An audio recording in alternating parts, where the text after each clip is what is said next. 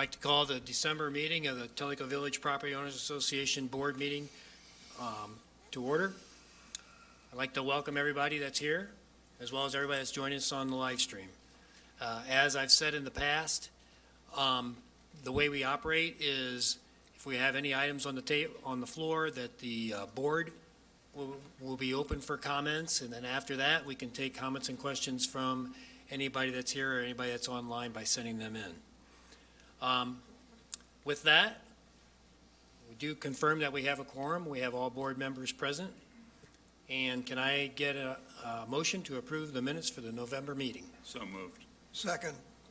It's been moved and second to approve the minutes from our November meeting. Any comments?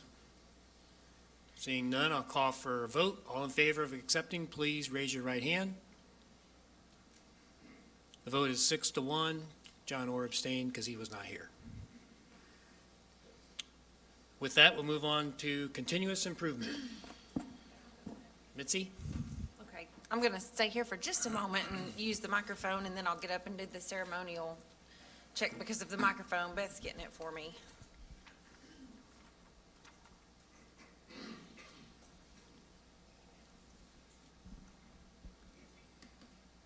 Can you hear me? Is it on? Yes. Okay, thank you. So I've asked Marty to come up front and stand with me on behalf of the POA management and staff. This is something that we look forward to every year.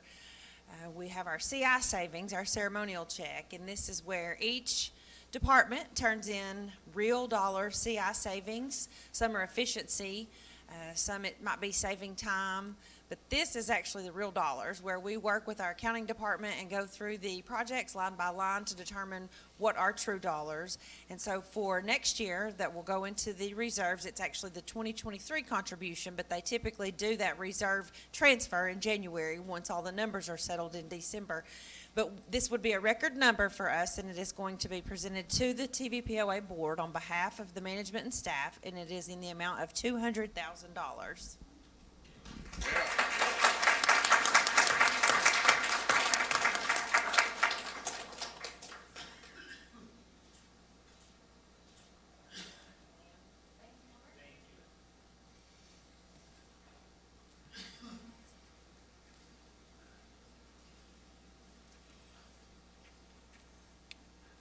I'd just like to say good job, Mitzi, and it's truly appreciated by the board and all the property owners that the efforts that the staff is putting forward into looking for ways to do things more efficiently and saving us all money. So thank you again for all your efforts. With that, we'll move to the CEO report. Chet. Good afternoon. I haven't got a lot of specifics other than for the first time, it is my pleasure to report that we have a section of my report that's about food service. And that will be ongoing for hopefully a long, long time. But one of the things I wanted to bring up that's important that we had a lot of challenges at Kahiti, but we are now officially remodeled and back up and running. And everybody is sincerely happy about that. Also, food service is gearing up for our takeover in January. And for some of you, this may be a trivial point, but I think it is one of the wisest things we've ever come up with in terms of for a better product. We're taking a week off in January to do nothing but training the staff. How they should be doing things. What's the customer service supposed to look like? How do we operate? All of those things, which is truly a key thing for them to do a great job, and more importantly, for our success. The other thing. Isn't that 2 weeks? For 2 weeks. 2 weeks. I think it's been lowered to 1 week. CEO report is over. We're going to have a detailed report from one of the committee members. So I'll be quick, thanks. he'll talk. I'm just saying he'll talk more in depth about the food service details for you. Okay. So a couple things to report on the Water Authority. The first thing is tomorrow's town hall, which is, I think Beth has announced it will start at 5. Yeah, and so it will start at 5. It will be here. And one of the things that's happening today, which you'll hear about the final report tomorrow, is that I am meeting with the comptroller, the director of TDEC, and the director of Utility Board to ask a lot of questions, and a lot of the hard questions, like how are we going to be regulated? What are the regulations that are going to come our way that we've never had to do before because we're a private group? All those things. The other thing I would like to point out is in all of this, the first step is I need to have your approval to go ahead and do this. And with you giving me your approval, it does not mean we're going to do it. It just means that you're giving me permission to go ask these questions and ask them seriously. Because the first question out of the legislator's mouth, it's going to be their question today, well, do the homeowners want to do this? And so that's the first question I have to ask. And at any step along this way that we get into, let's just say I had the 51% vote today. Whatever I find out today from the comptroller and TDEC and all that, I may go, oh, wait, no, I'm not sure that's something we want to have going on. And we'll say no. It's just that simple. And we may get this all through all those people. We'll be happy. It'll go to the legislator, and the legal counsel for the legislation will come through and start making changes. And I'll go, whoa, no, that's not what we had in mind at all. That's not how we wanted to operate. And we'll have to say no. So at the end of the day, when I ask for 51%, I'm just asking your approval to go look and see if it's even worth our time. But if you don't want it, then I need to know that too, because I am burning up all kind of hours and all kind of other people's hours, including the staff's hours and the legislators' hours, to try and find the answer to this question. And there's good reasons for it, but if the community doesn't want to go down this road, they need to say so pretty quickly, because our time is becoming very much invested in this process. Anyway, we'll talk more about that tomorrow. As far as everything else is concerned, financially, we're doing good. We are doing as we should for this year, for 2023. 2023 will end up being a pretty good year for us, I think. I think that we've managed the budget fairly well. I'm happy that we're going into 2024 with no increase in staff except for food service. And that's all I got for now. Any questions for Chet? I might just add, Chet, that when you look at funding of reserves, actual versus budget for 2023, I think we're going to exceed the target, are we not? We are.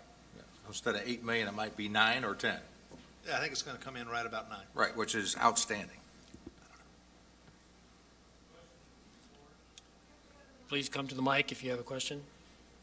Are we all done? Any other questions from the board?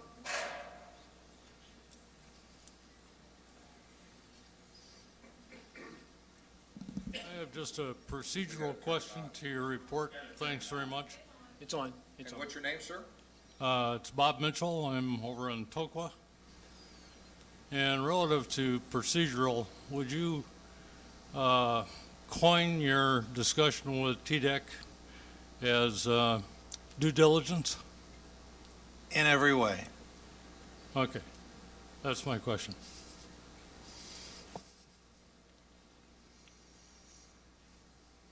And I encourage everyone to attend tomorrow's town hall, because a lot of what Chet finds out this afternoon will be passed along then, and continue to flush this out and get more and more details so we can plan accordingly and say what's the best thing for this community.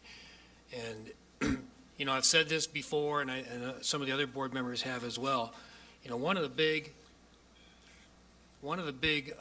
things that this board has been looking at, as well as Chet and his staff, is how can we find ways to potentially pay for infrastructure maintenance and other investments we need to make without it coming out of our pockets.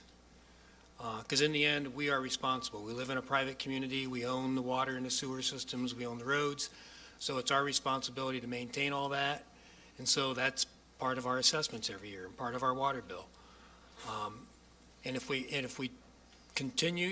want to continue like we are, certainly that's an option. But then we also have to face the fact that all that money needs to come out of our pockets. some of the advantages, and I know that a lot of you are aware of this, but some of the big advantages of a water authority, if it makes sense, is that if nothing else, we can borrow money at lower rates and spread it out over a longer period of time. So it makes things a lot more affordable on a year-to-year basis. So anyway, Chet's been talking about that. He'll continue to talk about that even more tomorrow, but I think just want to encourage everybody to approach all these things with an open mind and seek to understand what we're trying to accomplish before rendering any opinion, especially if it's negative. So with that, we'll move on. Beth, you're up with the Water Authority campaign. I'm sorry, I missed food service. Sorry. It's food Mitzi. service. That's fine. John Orr is going to be giving a bit of this presentation as our board liaison to the Food Services Advisory Committee. And in addition, I would ask that Tom McPhee would come up to the podium here or the table, and he too, as the chairman of the Food Service Advisory Committee, will be given a bit of an update as well. And I know that you guys have worked out amongst yourselves who's going to go first. So, Tom, if you'll push the green or the button that looks like a person. Now it's green. So I'm Tom McPhee, and I'd like to just follow up with what Chet said. So I believe bringing food services in-house is absolutely the right thing, the smartest thing we've done. Kahiti has ran as a POA restaurant since 1998, and the sales have gone from 198,000 in 2017 to, will be over 600,000 this year with 7 weeks downtime.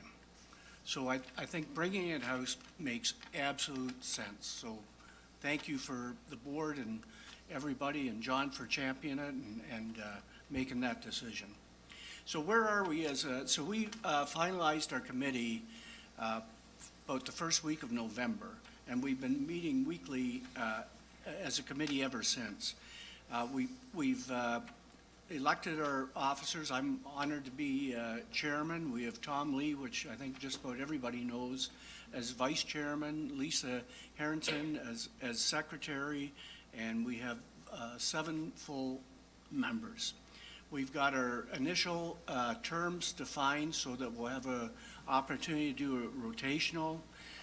We've got our committee aligned with all the other advisory committees, so we're good there.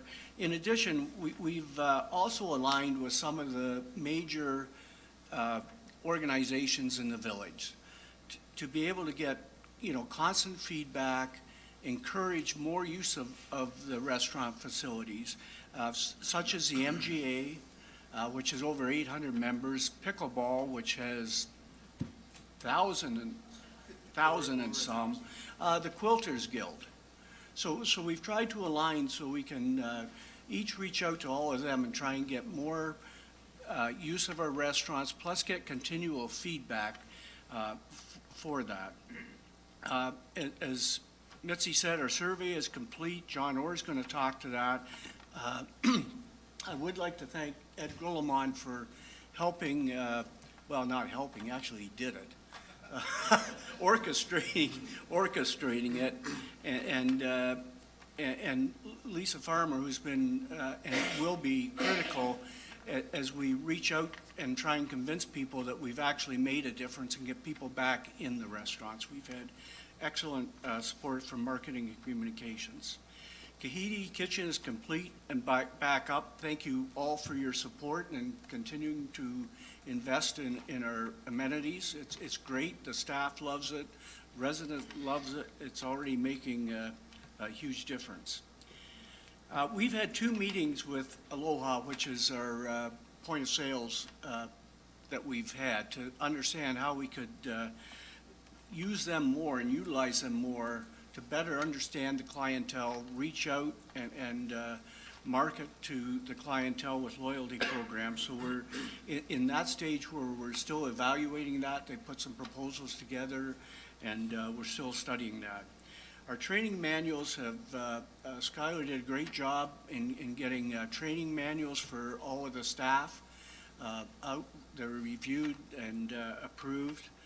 The Yacht Club and Tow Club will be closed from January 1st for training, restocking, cleaning, and improvements, and we're planning right now to reopen January 12th.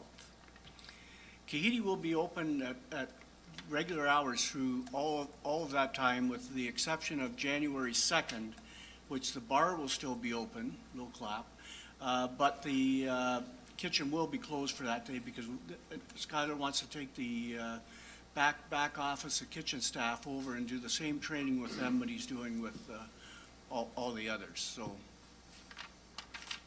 any questions? Okay, thanks, Tom. John, before you get up, I would just like to see, I know that I see Kurt Mitchell in the back of the room. Is there any other Food Service Advisory Committee members here today? I'd just like to recognize them. Thank you for your time so far, and I know we've got lots more to go, but I appreciate you. Okay, John. Okay, well, I was just going to run through some of the results of the survey. It's fresh off the press. It just closed on Friday. We got some preliminary results Monday night, and I just thought it would be timely to show at least the raw data. We're still going to spend weeks slicing and dicing because there's 100 different ways you could look at this data. But I think it's interesting. You'll see when we go through this. We had a huge response, 2,700 responses to the survey. More than any survey that's ever been done in the village as far as the number of responses. Great participation from all neighborhoods and diversity of age groups. We got that broken down, but you can see Tokwa, which is, I believe, the largest neighborhood to begin with, had the most responses. But look at Kahidi, 500, more than Tanasi. So very, very good participation. Then go through some of the questions, so here's the demographics. You can see it's pretty much a bell curve right now, with 65 to 70 being the highest number of responses. Then how often do you dine out? Well, there, 4 to 8 is the largest response, which is good at the various restaurants. And then we get into more detail in the survey of the different restaurants. So Yacht Club, the highest response for how often you eat the Yacht Club every month is 0. So that's a problem, right? And then the next highest is 1 to 4. And then Tokwa, it's the highest is 1 to 4. Now Kahidi, here's where we got to slice and dice. We got to look at Kahidi probably with Kahidi residents, not the entire population of the village, because you see 0 is the highest response. That's because you got 10% of the population in Kahidi and 90% in the main village, so it's skewing that result, and that's where we have to do some more work. Will you go to the restaurants more now that it's run in-house? 3, which is kind of middle of the road between absolutely will and absolutely will not. So this is kind of all over the map, but not that many, 400 out of the 2,700 said it's not going to impact their decision to go to our restaurants. Then we asked about breakfast. It's kind of 1,093, so the biggest number out of that is they're not interested in breakfast at Tokwa. Out of the 2,700, almost 1,100 said no, but there's a fair amount that, 1,000 said they would do breakfast at Tokwa. So that's something that the Food Service Committee is currently exploring, how we would approach that. Kahidi, again, skewed by the main village. We got to look at that from just the folks that live in Kahidi. And then just some dining habits, what time of day do you typically eat out? Evenings is the highest. So there's a fair amount that go out to breakfast, even though we don't offer breakfast. They go to Little Italy or wherever they go, but almost 800 people regularly go out to breakfast.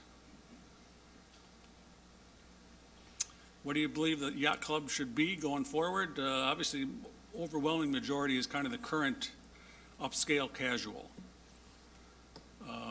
And then obviously, you know, everybody would like to have a seasonal menu that changes, you know, pretty much every quarter.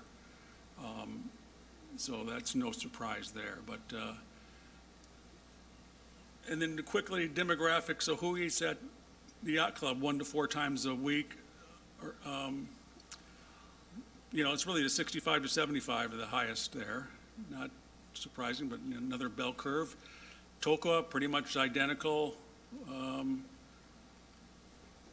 Kahidi skewed a little bit to the younger side, eating there more often. And then, so out of the 2,700 and change responses we got comments pretty much on every one. So we got 2,700 comments. That's going to take a while to get through.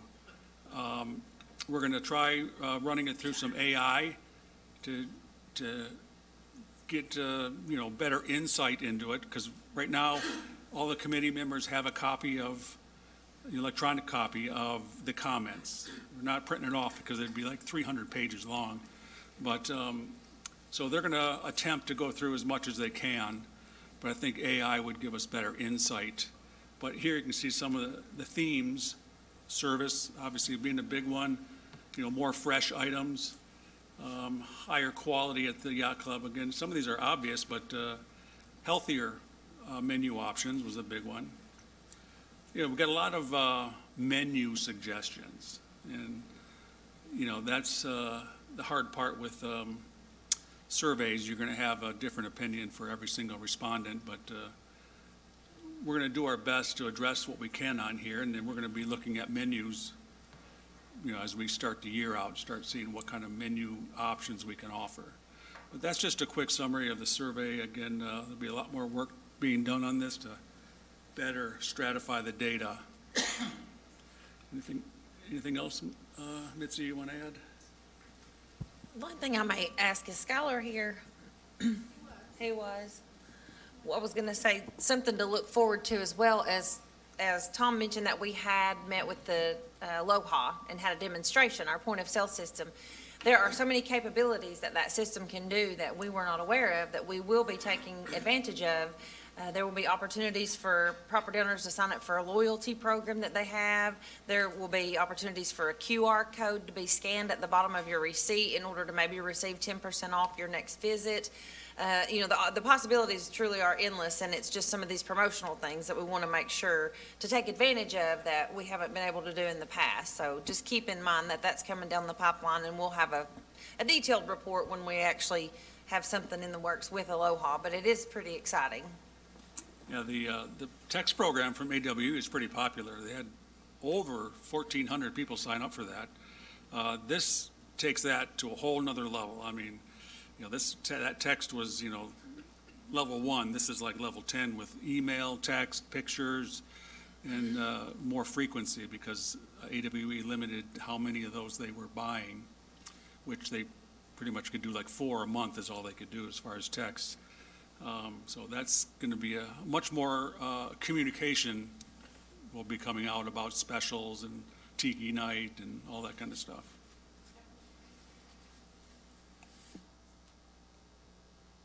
Okay, thank you. Any questions for the Food Services Subcommittee? John, I was just going to say that I've heard in the last week and a half a lot of comments about the text process that they do, and they're saying, why haven't we expanded that to the rest of the community? Meaning, instead of sending out a telegram, if there's something that needs to go out, we send out a text. I'm not necessarily a component of that, but I think that the success that people have seen with using text in the community is pretty high. Well, part of it is, obviously, they only bought the capability to send so many texts per month, and that's about 4. And the other thing is, technically, people need to opt in to being marketed that way. So that's why we'll have the capability to enroll you in the loyalty program, at which point you will opt into getting these specials via text or via email. But you could also opt into the marketing without entering the loyalty program if you so wish, but that's pretty much why we can't just blast it to every resident right now. And Mitzi, for the property owner's information, the status of our liquor license? The status of the liquor licenses, we've gone through the entire application process. We've been given the green light approval from the Tennessee ABC. We don't get our actual number until January 1st. So we can't technically call the liquor distributors and say, okay, get our order lined up, because when AWE ends on New Year's Eve, 12/31, we want a delivery here on the 1st. Can't do that until we get our specific number. And so we anticipate probably get that the 2nd, just because they'll be closed for the holiday for the 1st. And then Skylar will have the order ready and we'll get everything, back stocked on the shelves again. So beer, same kind of deal, Steve, as we had to do the application process with a beer. It's different with our liquor license. As we mentioned earlier, we only need one, and it covers us for all of our restaurants. The beer permits, you actually have to have one per location. You have what's called an on-site and an off-site beer permit, and that's because we have off-site sales, which would be our beer carts if we wanted to do beverage carts, or if we wanted to sell alcohol at the Tokma Pavilion. That's considered an off-site, even though it's there, it's not in our facility. So we did get that approval last Thursday as well. Went to the beer board in Loudoun County, and you just kind of sit through a board meeting and they go through and ask a few questions, your location, and because we've had a track record for selling beer here in the past, even though it was with a contractor, there wasn't a whole lot of questions that they had for us, other than, the number one question, why would you bring it in-house? And I thought, well, that doesn't matter. I just want a beer permit. So anyway, it was good, and we got that taken care of. So really, as far as what we need to do from a licensing standpoint, we're good. We're ready to go. So bring on the new year. Okay, thank you. Any other questions or comments? We have one here. Is this on? Okay, hi, my name is Ray Slonina, and I just have a question about this. Is there any plan, like you see in other restaurants, to have Facebook pages or websites where you can show photos of the food, list your menu, list your specialties, even get feedback from people as to their ratings of it? Yeah, we're going to do a full court press on the marketing side with all of the above. Yeah, I mean, there are websites out there, and there's Facebook pages, but I don't know that a lot of people visit those, so there'll be more communication. Hey, go to the Facebook page if you want today's special. Probably do something on Nextdoor even as well, some advertising. Bill Bush. Tom, you mentioned large groups you were working with. I did not hear New Villagers or HOA. Okay. Do you have representatives of those on your committee? Great.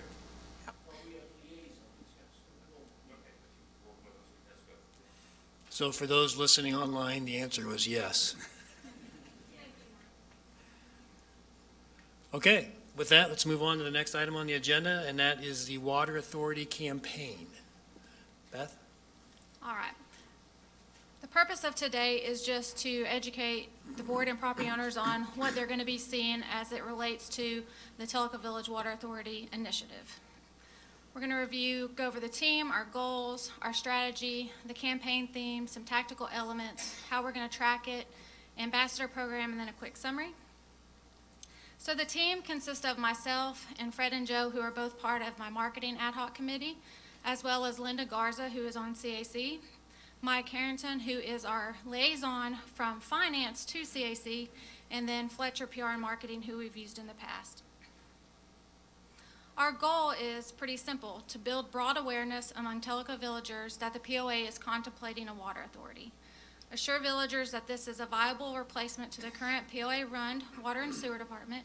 And our action is to get 50.1 or 3,455 property owners to sign a consent form permitting the conveyance of these assets by February the 15th.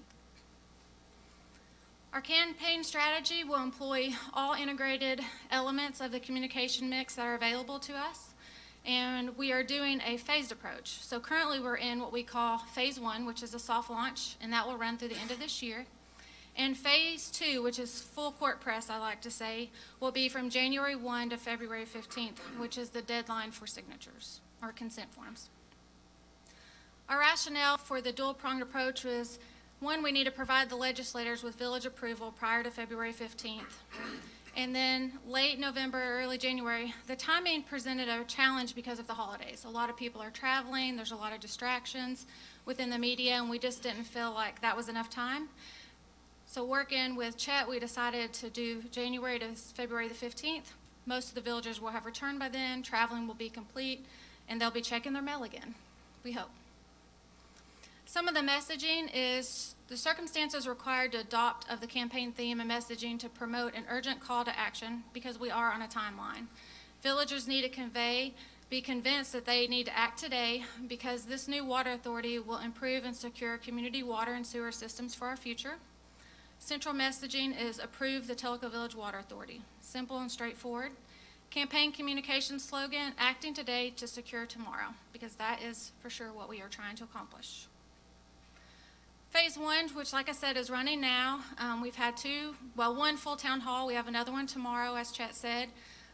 We've already launched the website. We're keeping up with all the new information we get. We're posting it there, linking all the town halls, as well as adding new Q&As. We've added several more this week that we've been receiving. The telegram and the connection articles have been used. We have mailed a letter. I don't know if property owners have started receiving that or not. They were a little delayed because of all the Christmas cards that are in the circuit currently. But if you haven't, you'll be receiving a letter that just outlines the initiative along with a consent form. And then we are also collecting consent forms at the POA office, the Welcome Center, and Kahiti Pub and Grill. We have this presentation here today, and then we'll also have another telegram article going out before the end of the year. The full campaign is a campaign brochure with a consent form once again, and this will be mailed the 1st of January. We have plans if needed for 4 full color ads in the connection. We have a flyer ready for the Lions Club to distribute in mailboxes in January. We'll have banners at all 7 POA locations. We'll be updating the campaign website ongoing. We have electronic messaging on all POA monitors, TVN messaging, social media messaging. We'll be presenting at New Villagers and HOA socials, or at least have a table there. And then we'll have a barometer outside the Welcome Center and in the telegram showing our success so far. This is an example of the front page of the brochure that will be coming out. And then this is the front website as it is today. Tracking component, we at the Welcome Center, along with Linda Gargaza, she has volunteered to help us. We have a master list with every property owner in it, and as we get consent forms, we go through there and manually check those off. The reason for doing that is when we go to mail out the new brochure, the people who have already submitted their consent will not get a brochure. We're going to save that money in postage and printing. After January 15th, we will deploy the ambassador program, and we are still looking for volunteers who are willing to go door to door. Like I said, if you've already signed a consent form, no one will be knocking at your door. That'll save you. If not, someone might start knocking at your door. They will have door hangers that they'll be able to leave behind to let you know how to reach back out to them if you have additional questions. In summary, we've put together a good team of communicators to help us create a very comprehensive program that we hope will get us to our final goal. We've got a theme of messaging that's simple and direct, and all villager communication channels are going to be utilized during this process.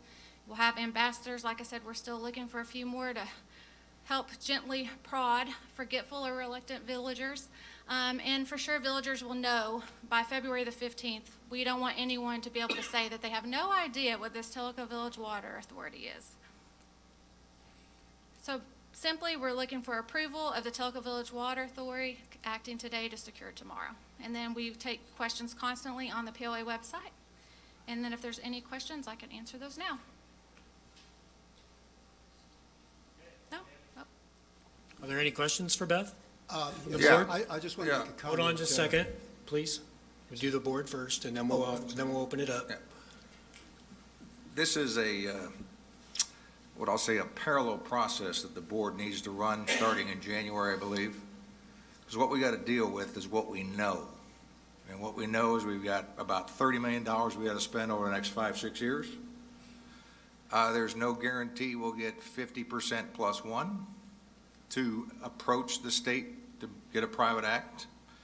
Even if we get 50% plus one, there's no guarantee that we want to go through with it based upon what the comptroller wants us to put in, et cetera, et cetera.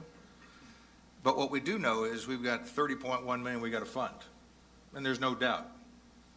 $30 million over the next 5-6 years will be funded by property owners. If this is one alternative to spread that out, but again, the conditions of setting it up may be a bad deal for us. So what I would suggest is when we select the new officers later today, next month's agenda, we spend some time talking about when and how much do we need to start increasing water bills as a surcharge to start accumulating the funds to pay for the $31 million. Because that bill's going to come due.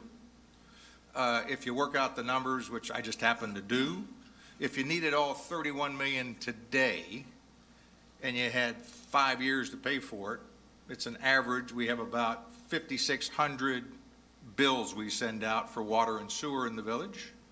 That's a $92 a month surcharge for 60 months. That'll get you $31 million. But we got to look at the cash flows. All that $31 million is not required today. Most of it hits in, I think, 5, 6, and 7. So what we've got to look at is what do we want to do to attack this as this process goes on to see if the villagers want us to take on conveying assets and if it's the right deal to go to a water authority. But in the meantime, the clock's ticking. We're accumulating $0 towards that $31 million. And to be clear, because I've seen some stuff on that social media platform called Nextdoor with a bunch of misinformation. This $31 million does not come out of reserves. The reserve study is based upon existing assets. This $31 million are for new assets, additional assets, such as a water tank, such as a surge tank for our sewer system.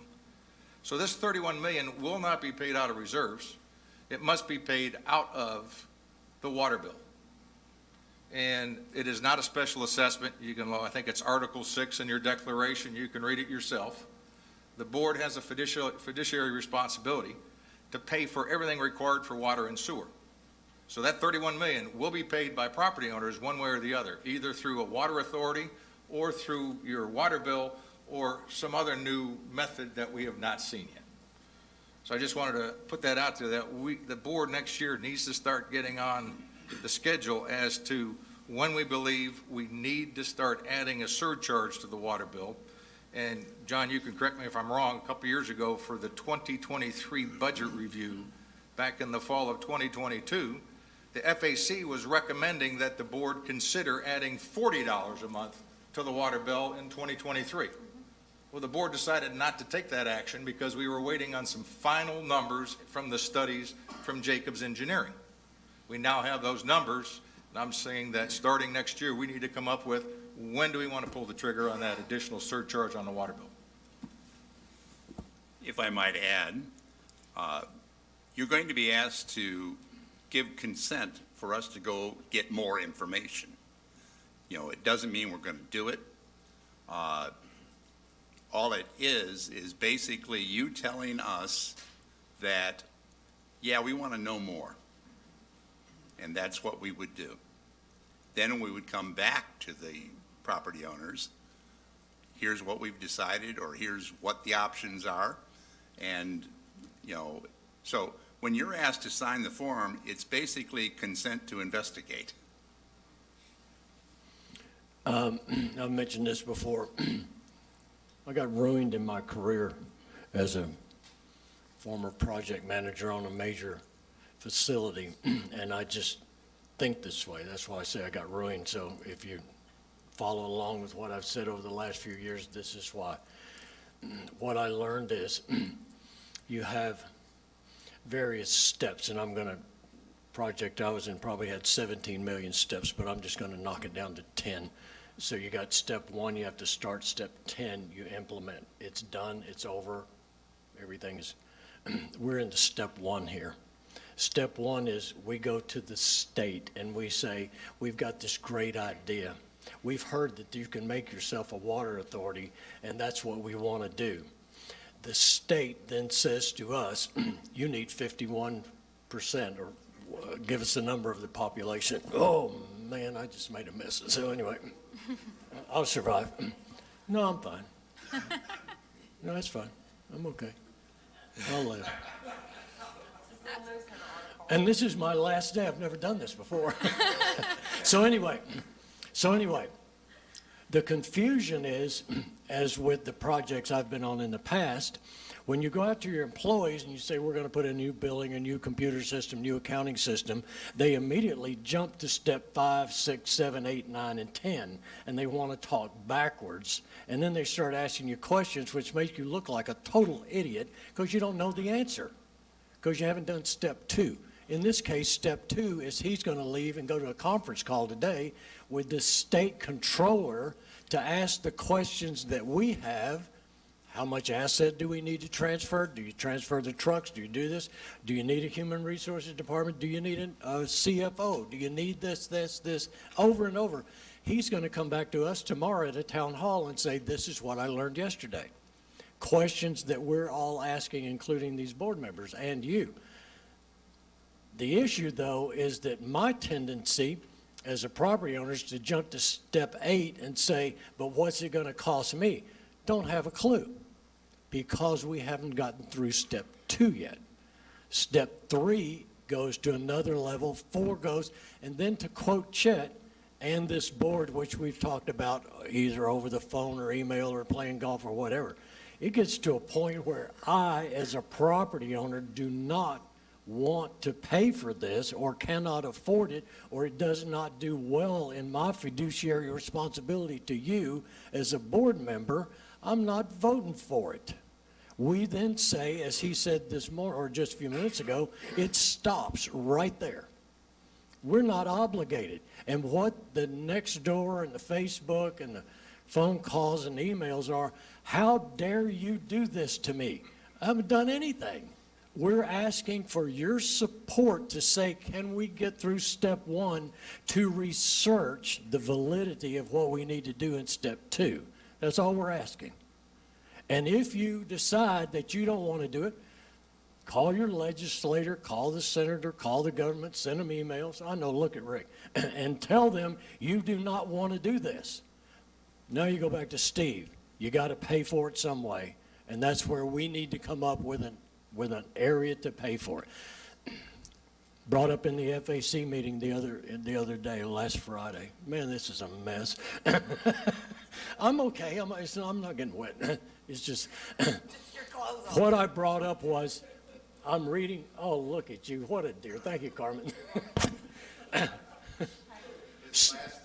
That means they're watching you downstairs on the TV. My Matt. wife tells me I get watched every single week. I mean, she tells me I need a lot of adult supervision, so I'm used to that.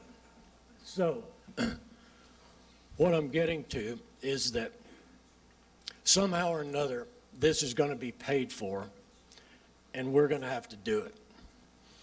There is no guarantee that we can get a 1% loan. That's been bumped around. We've talked about it in town hall meetings. There's no guarantee you can get an 8% loan. But what we talked about in the Finance and Advisory Committee meeting, which a lot of you are not aware of, is we as a private community, 501c4 community, cannot take your, what's the word, Mike? It's not assets, it's not equity. You can't take your collateral of Tellico Village and go out and put that against a loan. There's only one bank that's given us loans out of the goodness. Unsecured. Unsecured. There's only one bank that's doing it, has been doing it, and they're doing it out of the goodness of their hearts. So if it's 9%, 10%, 11%, 2%, 1%, we're going to pay what they tell us to pay. This water authority, which we're researching and we're asking you to approve us to go to step 2 by the signature, is simply taking that and moving it out because now they can apply for loans because they're not a private community anymore. There's questions involved with that, and that's what we're asking him to do, to go research and find out the next step. If you don't want to do it, don't vote for it, but you got to pay for it. If you want to do it, vote for it. We'll find the answer, but we're still going to pay for it as a property owner. So what I would encourage everyone to do is to attend tomorrow's town hall. And I guess I also want to be sure everybody knows they changed the time. So it was 4 o'clock, it is now 5 o'clock is when it's starting, right here in this room. So that's when Chet will give an update on everything that he finds out today and other information that he has, and be able to address any questions that anybody has. So it was not the intent of today's board meeting to go through that all as well. And Marty, the other point is you may ask a question. There's a good chance that he'll say, I don't know yet, because we haven't had enough time to get all the due diligence or have the answers from the people in the state that can give us the answers. To add to that, I need to be sure everyone understands this one crucial step, because it's kind of, and I've been accused of being tricky. So I want to be clear that I'm not being tricky. Used car salesman is what I've heard. Okay, either one, whatever. So, we go through all this. The TDEC gives me all the right answers. I know what we've got to spend. I know how I want this set up. I've got the document ready. You guys have read the document. All is good. We send it to the legislature, and the attorneys of the legislature get a hold of this thing and start just ripping it apart. I still may have to go, that's not what we signed up for, no. Or I'll have to bring it back to you and say, I don't think this is what we signed up for, but what do you think? And that's, all along the way, there's never going to be a point in time until that legislature actually hands us a private act that says we are now a water authority. All along those steps, we can go, no, that's not what we want. And so those are the things that I need everyone to understand. There's lots of breaks here along the way. There's lots of places to go, no, that's not what we wanted.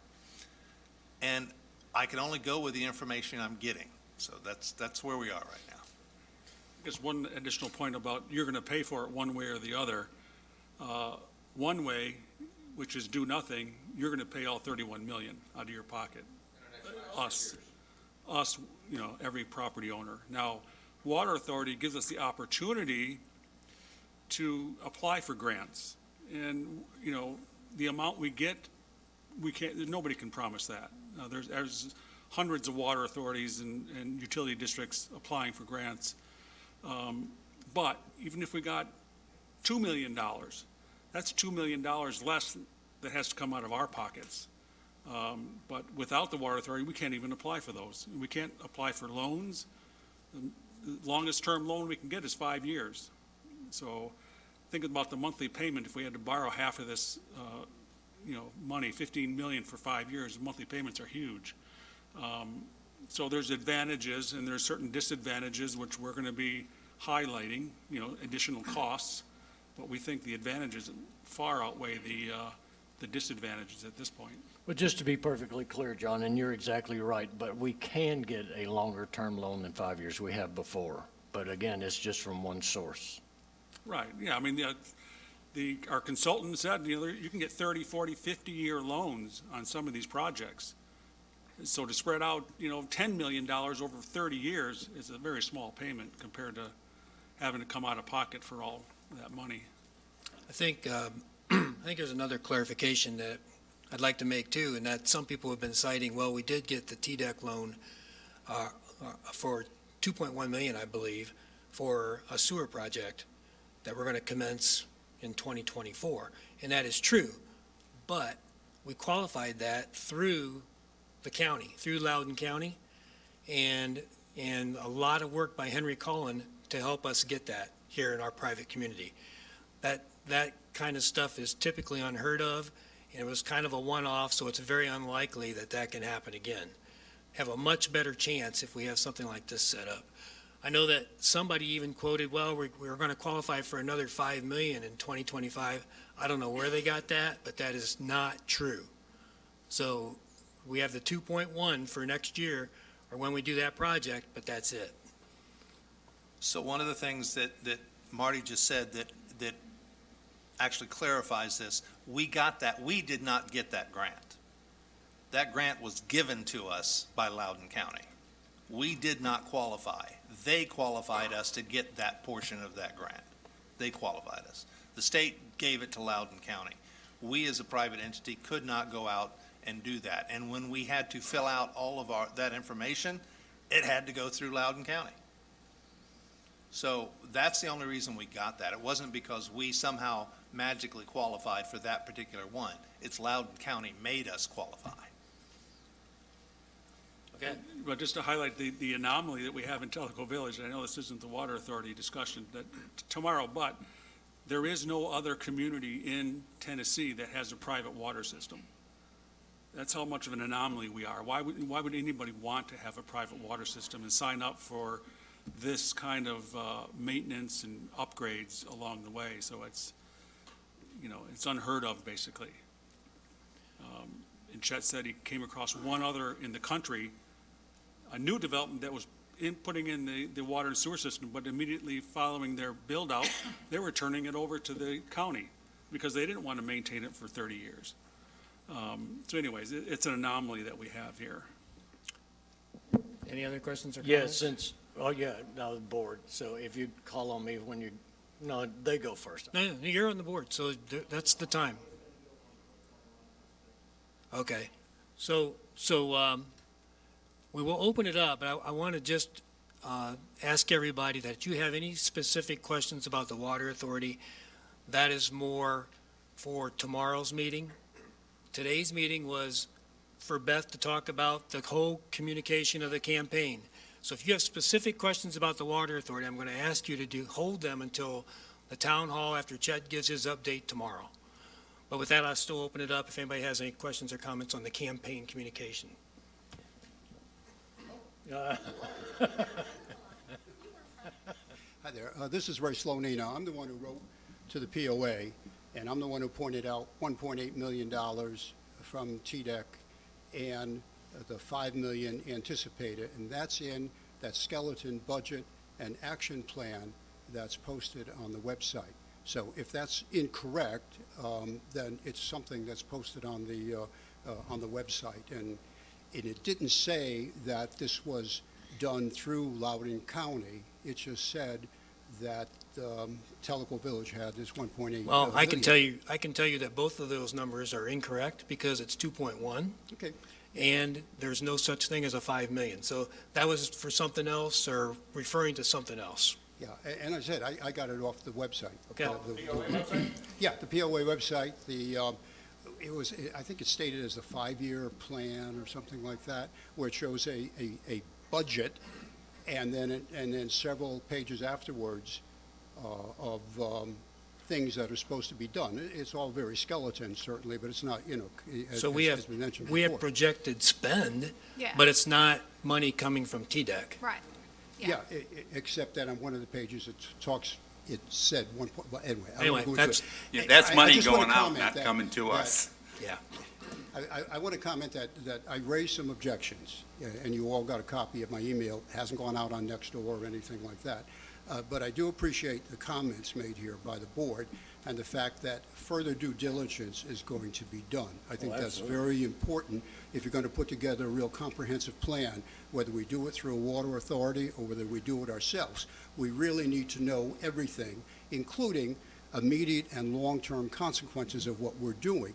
Nowhere in anything I've seen has there been any discussion of how are we going to plan for growth or control growth in the community. That's just one item. And I don't want to get into it. That's for tomorrow's discussion. But I appreciate the clarification that's been provided by Steve and Chet. And Pat, I really appreciate the fact that you used a demonstration of a water issue to highlight your comments. That was very good. Okay, I'll take full credit for that. That got my Thank you. attention. Yeah. All right, thanks very much. I think the other only comment I want to make on that is that, I mean, that's part of the part of the risk, I believe, and even though I don't really want to call it risk, the board and Chet are trying to communicate everything that we know as soon as we know it.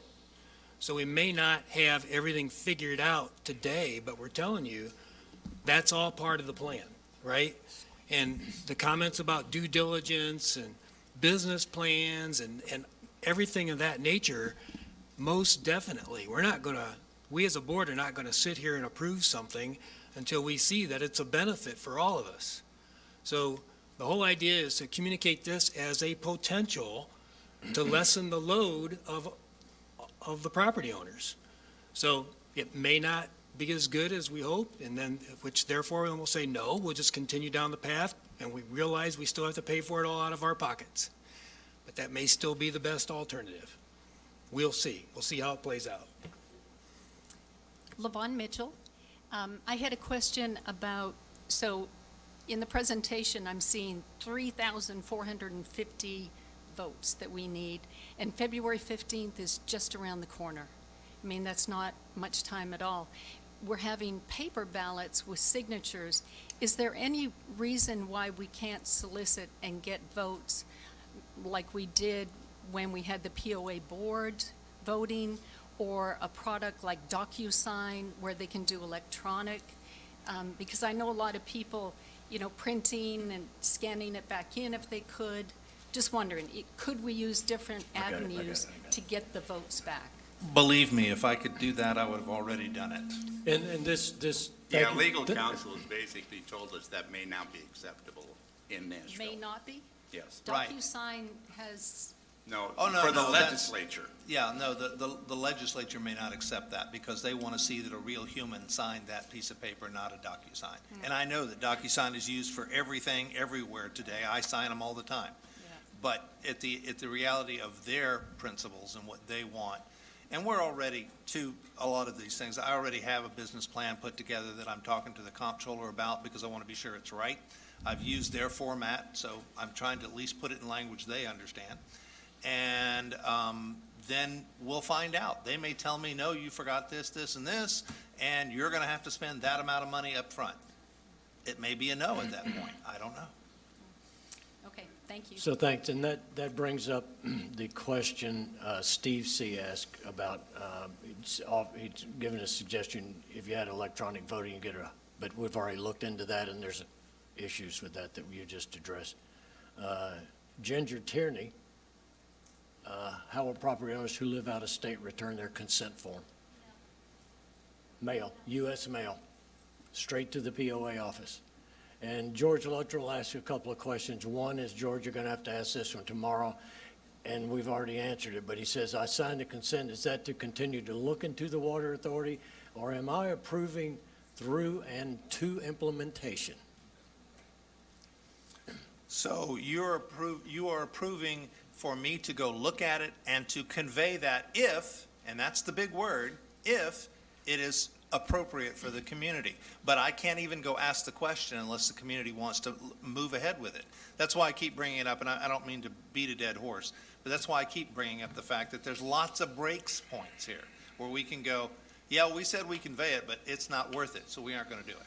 So anyway, back to Steve C. He pointed out a problem, and I don't know if anybody else has had this. He's saying, I was saying that the letter I got via email, I guess the information we sent out, and the copy of the website does not have the mailing address. Anybody offhand know the POA mailing address? I'll call it 112 Chota Center. 112 Chota Center, Loudon, Tennessee, 37774. And you can go back to about, 15, 20 minutes in this video and get it again. It's also on the website, And it's on the website, yeah. Under the home tab at the bottom. on every page. Home tab on the bottom of every page. Looking at it right now. Okay. Okay. Okay, I'll try to be brief. I'm Teresa Reed, Tokwa Neighborhood. So, Chet, just to be clear, you said you get 50.1% signatures. Yes. To then research this issue. You all come up with all the information, and from there, it's decided that it's a good issue. You don't need to come back to us for additional vote. You now have enough authority to implement the water authority, correct? So the answer to that is yes and no. The yes is, you're correct, and in principle, I do. But as a matter of fact, as in tomorrow, if tonight I get really great information, all the things that I hope they're going to say, they say, I have to bring that back to you all. I know that everybody thinks I'm going to pull the trigger, I'm going to try and shove it down the board's throat, but my staff has spent way too much time. The board has spent way too much time trying to understand if this is the right thing to do. Okay, there's a simple question, yes or no? Yeah. Because I have more. Okay. Months ago, you all wanted to change the legislation and add a $2,500 sales ticket to the sale of a home. Creative in a way to generate money. Buy-in fee. Whatever. Correct, okay. Creative, I didn't think it was a good idea because it feels like an us and them. You got stuck paying that, even though I've been here for 10 years, but you got stuck paying that. Maybe I don't feel that way, maybe he feels that way because he got stuck paying that. So, you're bringing in kind of a negative. But what if you sold a $2,500, pick the number, $2,500 ticket, encourage your realtors to sell this to new homeowners, but even I could buy it, anybody could buy this, and now it's connected to your services within the community for a year. So $2,500 to buy this ticket, and you get whatever, again, you guys do the math, at 20% discount on maybe restaurant outings or other events. You have to have 125 occurrences to break even on your $2,500 ticket. So it's a great way, maybe, for you guys to get money in January. People that buy it, it's going to be a card. You walk into the restaurant, with you saying, Mitzi, correct, that now you have an easier way to track this and implement this so you don't have the waiters or waitresses at the restaurant. So anyhow, it's a way to generate money. It's something to sell. You sell it to new homeowners. You sell it to me. You sell it to anybody. You guys decide what you want to give the coupon, the credit to, but it's a way to generate money, and it's a way to create activity to the amenities that we have. Not done. What about the fact, Chet, you tell us that we shouldn't have too many rentals in the neighborhood. You guys should be running rentals. You guys should be part of that, getting people in here, and you guys should be part of showing us, dressing up the community the way you want it for people coming in here, okay? So I would love that. I'm not talking about you going out and buying. So, I'm not talking Teresa, about you buying rentals. I know that you have lots of good ideas. This isn't about trying to raise different monies. Okay, so you guys are talking about how to raise money from us. How many of you are concerned about if that applies pressure to me or to anyone else that lives here in this community by increasing their fees? That's exactly why we sit on this board. So We I'm are the talking same about as you. creative We are ways of property finding owners. Yeah. different ways to raise money Not within the saying you community. don't have good ideas, I'm just saying that is not, we're not talking about that right now. Okay, so the agenda reason I'm item- bringing it up, I got one more, because there's enough people watching, okay? And I hope that this sticks somewhere. We've got golf staff, and half the year, or at least 3 or 4 months out of the year, it's tough. You don't want to lay these people off. You need something to do. Find a way to do a winter wonderland. Bring people into the community, give them something to look at, sell tickets, have little golf cart rides throughout the golf course with great, what Tomatley Shores did, or Tomatley did. It was beautiful. So do something like that, and it can be a source of raising monies. You're drawing new people into our community. People come down here, maybe they stop and have a hot chocolate or have a bourbon or decide to have dinner, spending money here. It's just, you guys are good at spending money. You're not thinking about how to cost cuts, and you're not thinking about how outside the box and other ways to raise Thank money. you for being condescending to the board. Not And I me too. appreciate it as well. Thank you very much. Thank you All right, very much. Let's go on. I'm Gig Wilkowski. I just had 2 simple questions about the survey. Does property owners, they're just own the property, do they have a vote? Don't have a house, just a lot. They still get a vote. When you reach the 50.1, do you call off the campaign? To be direct with you, I'm going to take signatures until I drop. Okay. And that's good. And the reason I want to do that is because there's one thing I haven't said, and it's a negative thing that Teresa was addressing, and that is, God bless you. I could go through all of this. We could get everything done. It could be in the legislature, almost ready to be approved, and a group of you call our legislators and start screaming at them that you're going to take back your approval of them and you're not going to vote for them, and kill it, just like that. And this is why, next year, this board will address how do you fund $31 million over 5 years? Because nothing's guaranteed. No, I understand it. I'm agreeing with you. Earlier in this presentation about the survey for restaurants, the gotcha. 2,700 was all you got? Yeah. And to me, I'm thinking, it's like in voting, it ought to be 100%, but it's only 30%, and that's where I was going. Hey, No, Gig, and I appreciate it, Gig, and I think if I get nothing out of this, is to get that many people motivated to do something for the association, good, bad, or indifferent. and Gig, a comment, and it was made by a couple other people. There was a cry out this week on Nextdoor for everybody to show up on this water authority and give us all kinds of their opinion. Okay, great. We've got right at 25 non-advisory, non-staff people in this audience today. There's 72 watching of over 9,500 people. That's why I'm here. I know. And I appreciate greatly all the people that are here and show up at the town hall meeting tomorrow, because the questions that you have are adding to the questions that we have, and we're digging into some questions that I'm sitting back going, where the heck did you come up with that question? But it's valid, and we have to answer every one of them and bring them back to you. Okay. Bob Mitchell from Tokwa again. Just a couple of comments and some questions that I'll detail greater tomorrow. You have a very aggressive communication plan that was laid out with a timetable that an observation would be that's putting a little bit of the cart before the horse. Typically, in a 21st century organization, you have a strategic plan.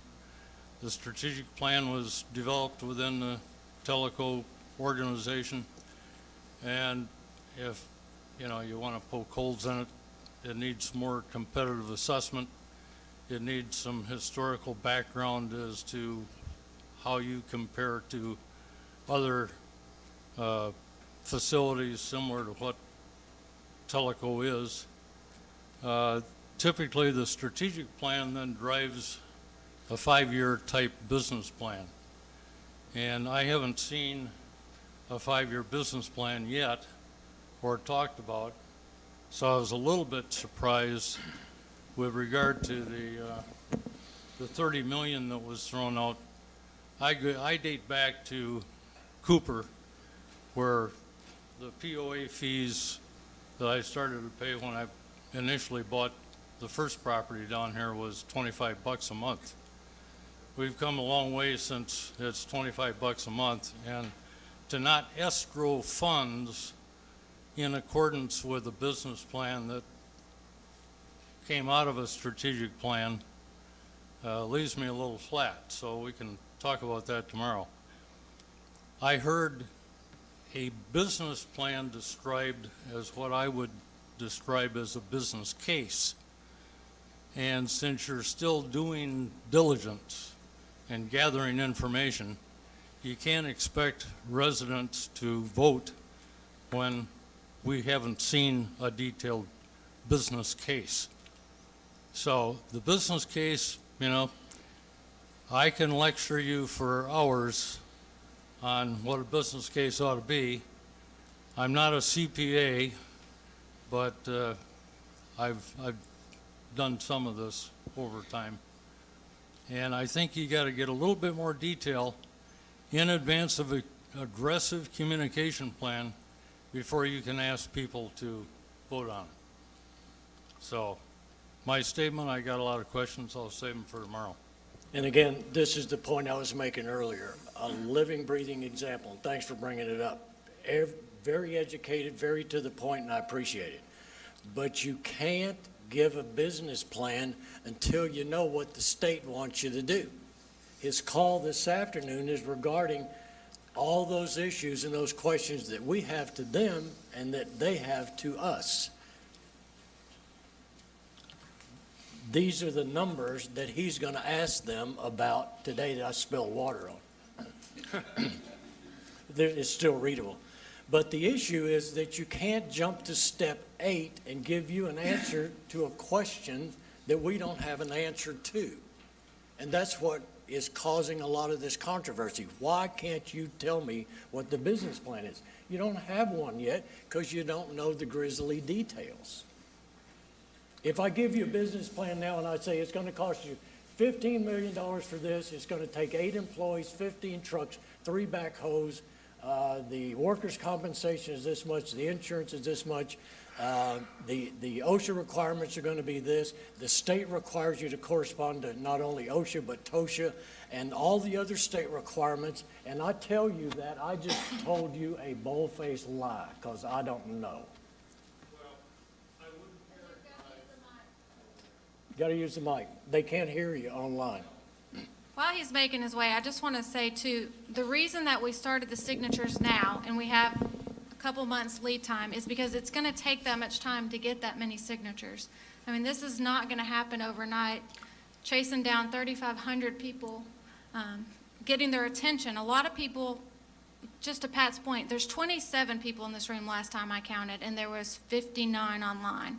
That's a far cry from 3,500. A lot of people are just happy-go-lucky and don't care. So you got to reach those people who don't pay attention with what the process is, which is what this campaign is geared to do.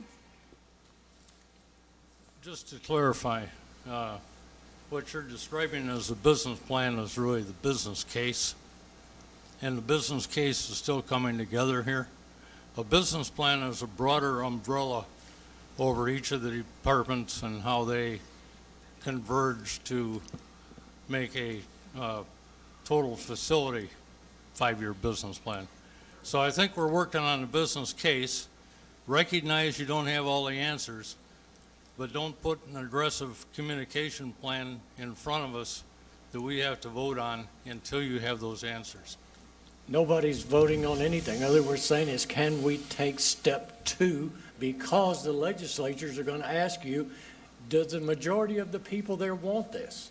You're in a state of negotiation. That's where it ought to lay. Yeah. I mean, your point's well taken. Where's the cart, where's the horse, right? I mean, we all know that, and just trying to figure out the best path forward to figure out how do we advance this whole topic. Your point about having a strategic plan and what's the cost? I mean, that, as it exists today, with us doing everything, is out there in the budget and in the reserve spending plan over the course of the next 5 years. We have a 5-year plan out there. That 31 million is in there. So there is a plan if we continue on with the way we are right now. This water authority, if it turns out to be a good deal, could change that or would change that, because those dollars would then come out of the POA and go into the water authority and then be spread out over potentially 30 years, if they would get a 30-year loan. So understand what you're saying, really do. And we're just trying as a board and as Chet and his staff to advance this whole idea and keep everybody communicated with along the way. It's not ideal, understood. I got one thing, Bob, to get back to your comment about you were paying $25 a month for fees and the reserves. Well, if you look at the data and look at the end of the first 30 years of this village, which happened, I don't know, 4 years ago, 6 years ago, take a look at what was in your cash balances. Audited statements show about $4 million. So over 30 years of this village, there was only $4 million in cash to service the needs that the reserve study, which we just got done 2 years ago, tells us that's woefully short. So it just points back to $25 a month and what's happened in the history, but we got to go from where we are today and address, as you say, strategically. We've got this 31 million nut at least, which is not in the reserves. How do you handle that? Worst case, we all pay for it over 5 years, $90 a month on your bill for 60 months. Or is there a better way to smooth it over a 30-year period and see if we can live with it? I'd like to make one final comment, and I will admit to my misunderstanding and perhaps ignorance, but every time I see something, it says approval of water authority. Not clear until this discussion was the fact that by signing this form, this consent form, which I guess is probably required in order to move forward, it was not clear that all we're doing is giving the board and the staff the go-ahead to continue to investigate. And the outcome may be, no, we're not going to have a water authority. But I honestly have to admit that that was not clear, that was not my understanding of what signing this consent form would do. My understanding was signing this consent form would say, yeah, go ahead, I don't care what you do, it's on you now, I've abdicated my responsibility. And of course, don't want to do that. But the fact that it is just giving you the authority to move forward and actually be able to present it to the legislature, that's a different story, because we're going to get more information before that decision is made. Thank you. Okay, let's move on. Oh, we have another comment? I'm sorry, Question? I was waiting for the end. Charles Dine in Tokwa. We're newbies here. We haven't been here a year yet, but I'm learning quite a bit of what's going on with this. I was involved down in Florida with boards like this, and one question I have in looking at the water bill, this 52% increase in water, what is causing that? LUB.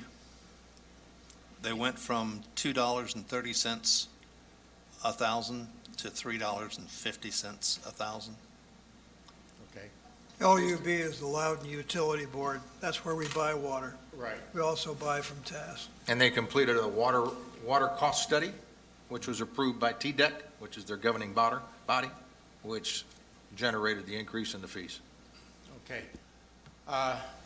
When I get my water and sewage bill, I see there's a maintenance fee for sewage.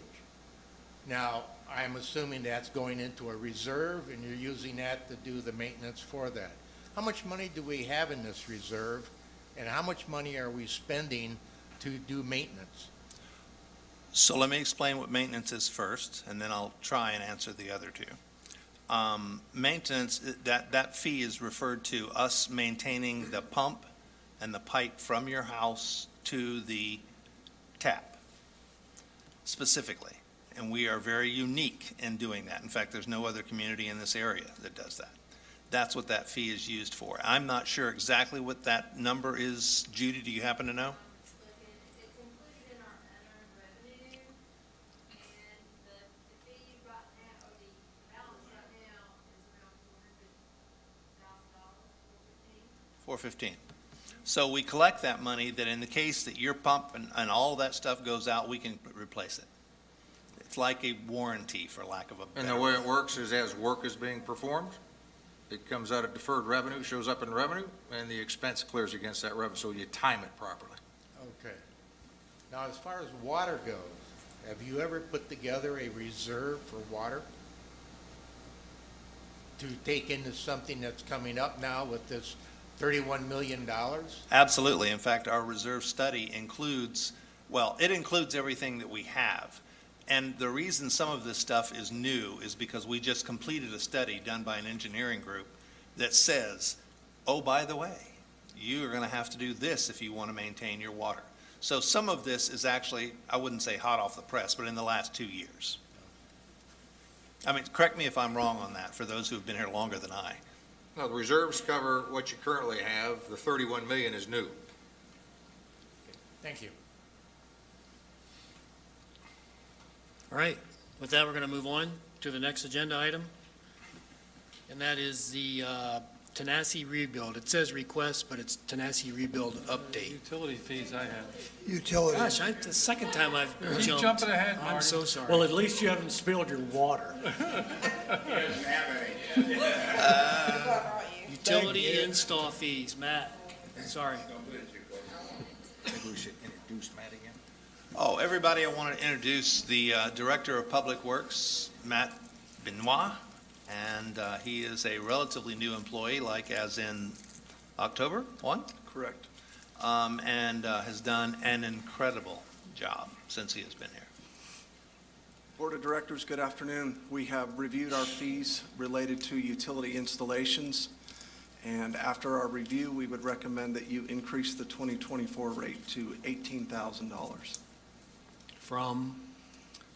$12,800. And what's the reasoning?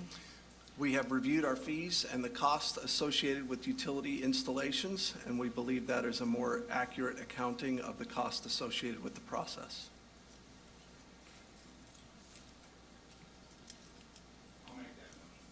Okay. Second.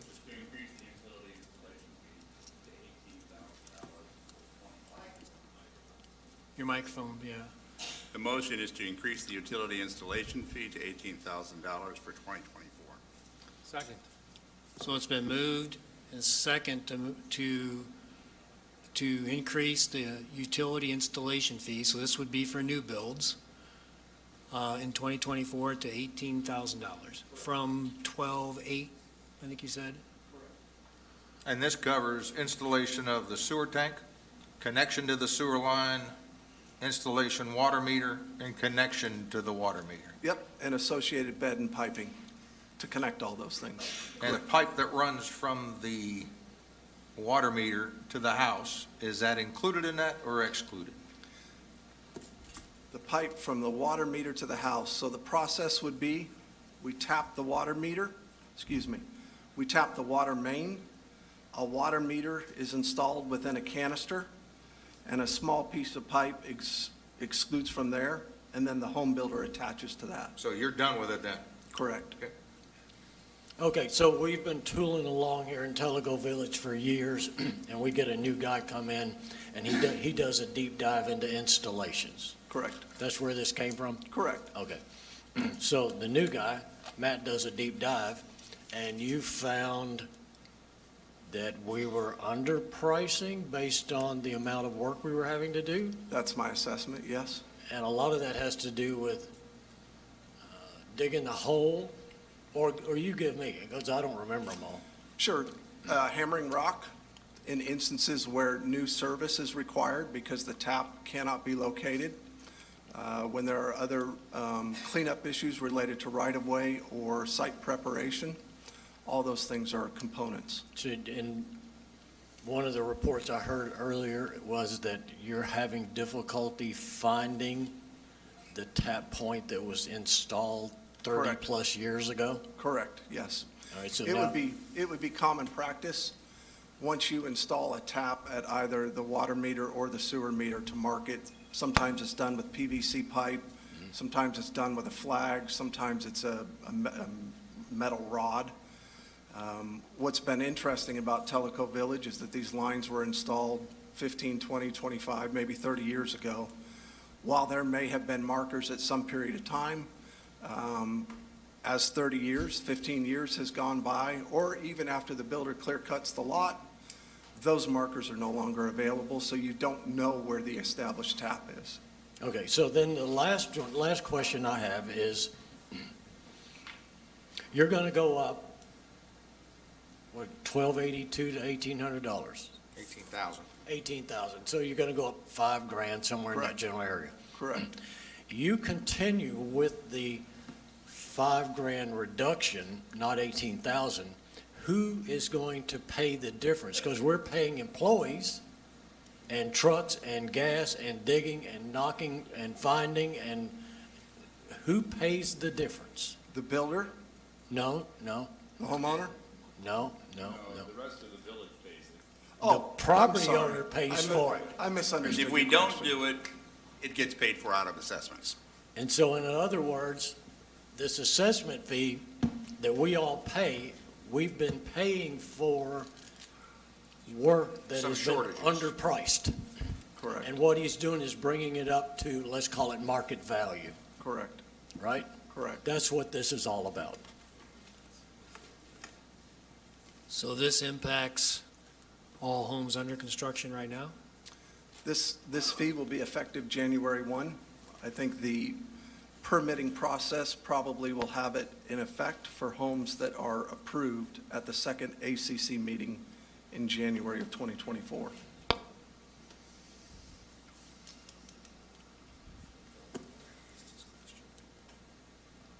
Okay, any other questions? Before I call for a vote, any questions or comments from anybody else present?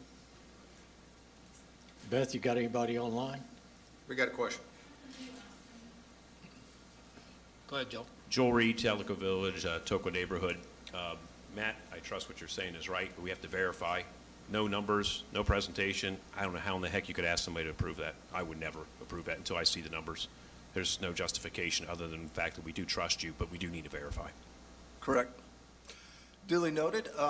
So I have, this isn't Matt coming up with this. I have vetted it with our finance staff, and it was vetted with the finance committee. And it does come with their recommendation as well.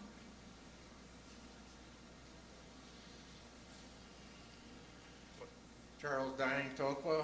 I'm looking at the Public Works rates, and it says for 2023, there's a breakdown. Interceptor tank charge, $8,880. Water connection fee, $1,350. Sewer connection fee, $1,470. Facility fee, $300. 24, the interceptor tank charge goes up 7.5% to $9,550. Water connection fee goes to $1,500. The sewer connection fee is $1,750, and the facility fee is $300.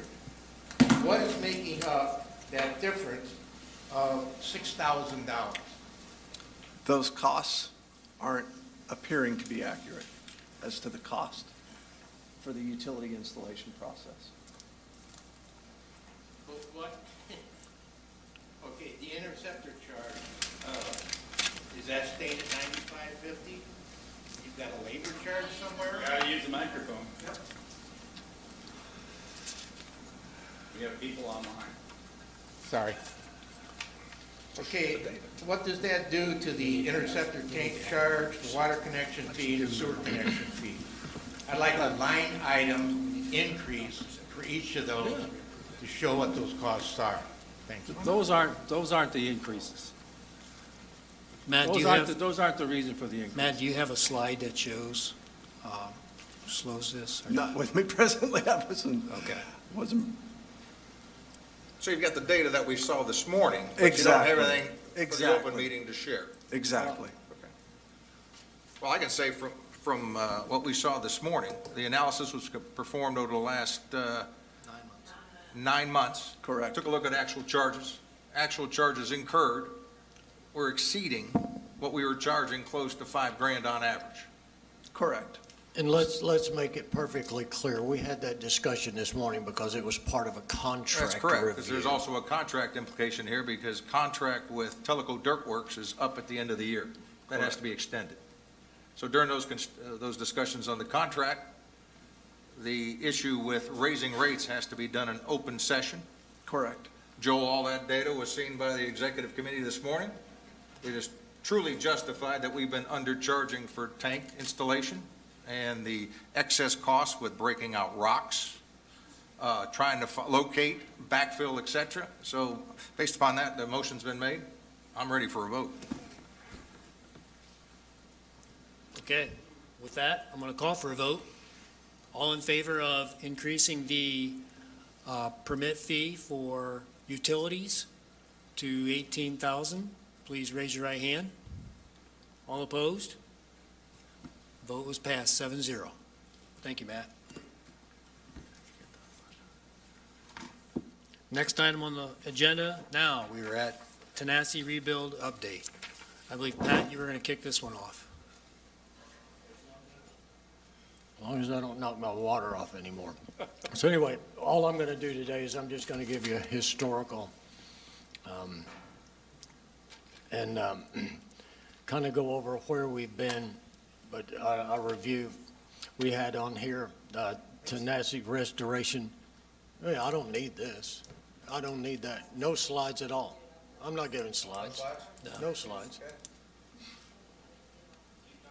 You can go. This is an old one. What? That's an old slide. Yeah, oh, I know. Somebody over there said something, I looked up, and I don't need it, so here we go. So we've had the Tanasi Restoration Committee, and I'm looking at probably 25, 30 people that have been on there. I went back and counted, there are 3 or 4 other people that have been on here and since been replaced, so it's an evolving committee. And just for the history, Back in August 27, a year or two ago, we had a fire, opened golf up in one day. Then starting on September the 1st, after this initial committee was formed, we were looking already at temporary building options. By September the 29th, it decided on 4 main options, which were, and again, this was back through town hall meetings or board meetings, either do nothing, build back exactly the same footprint, build back bigger and better, and separate golf and food service, which you recall was to go across the street, driving range, that kind of thing. The second walkthrough we had with insurance, we got a cart barn design, fire investigation report by that time was still unavailable.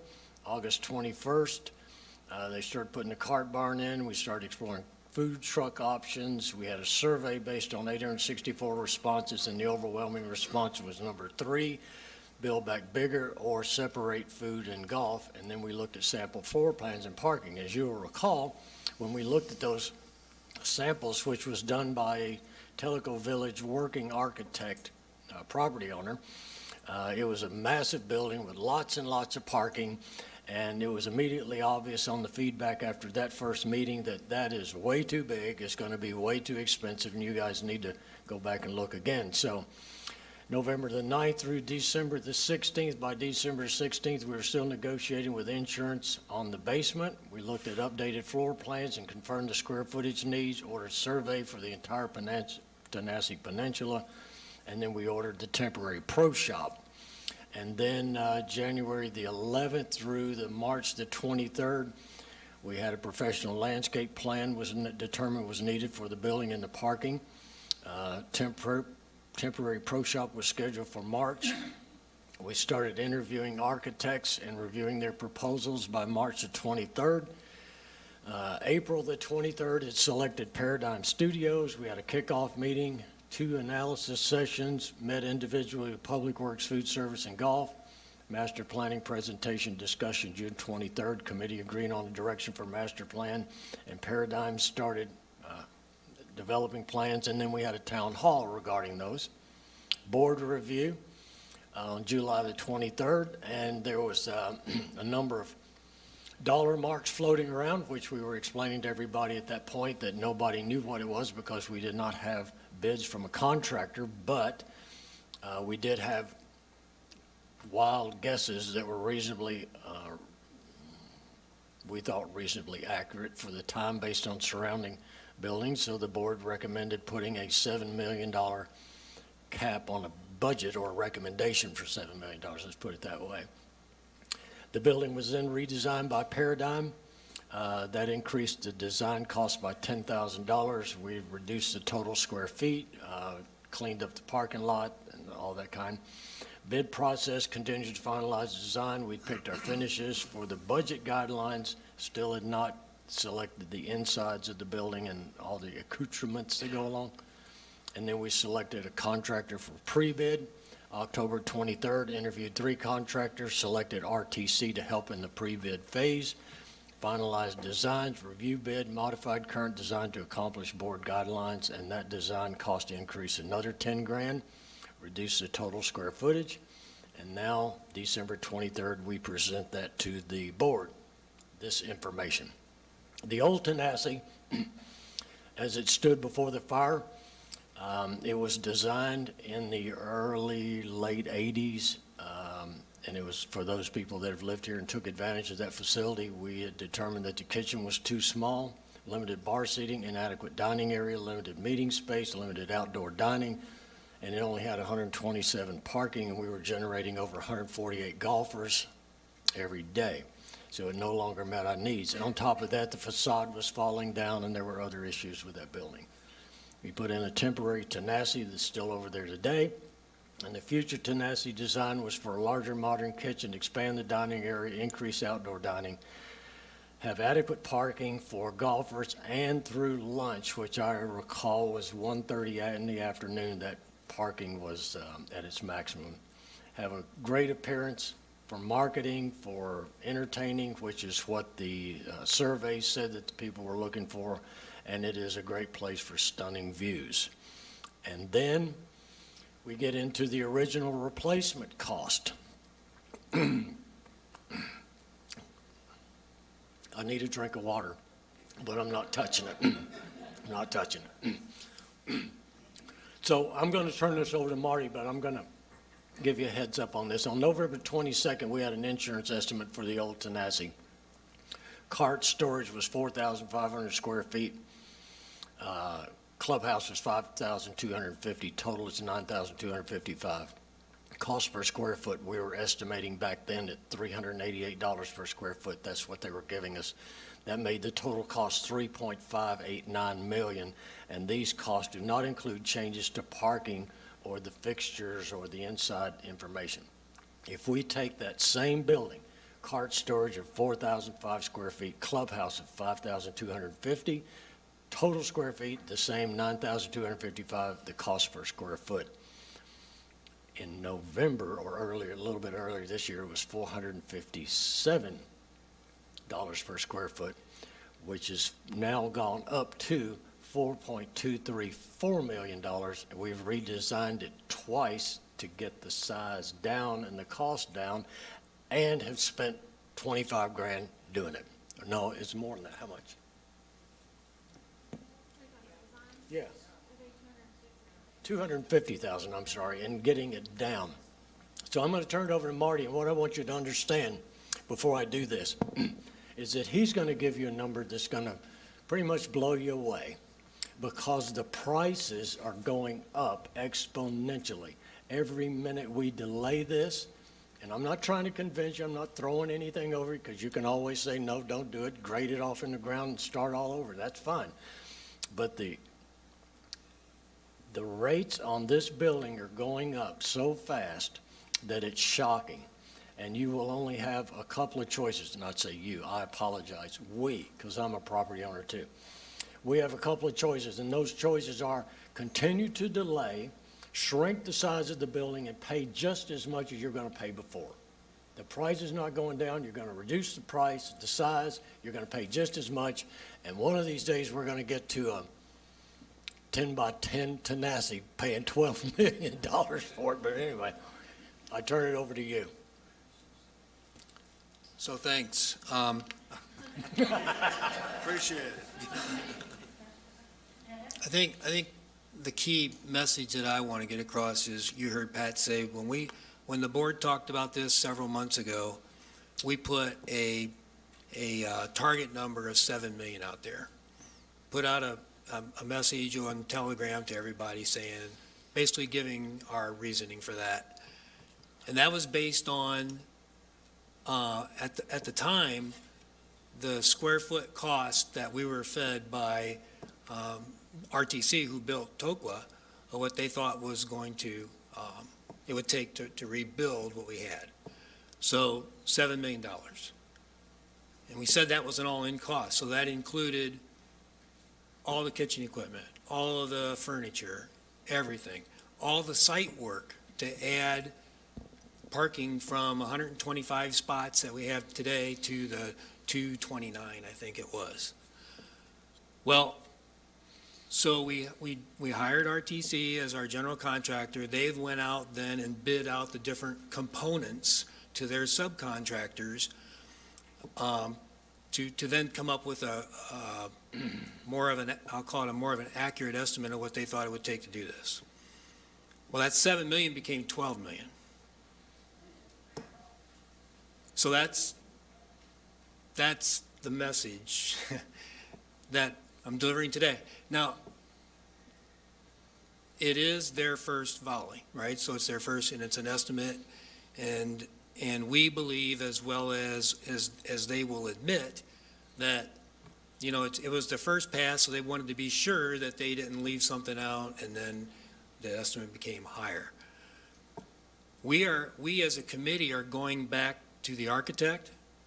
We're saying, hey, you know, this is not what we asked for. We thought our target was more like $7-8 million. What happened? And obviously the first response we get back is what Pat just said.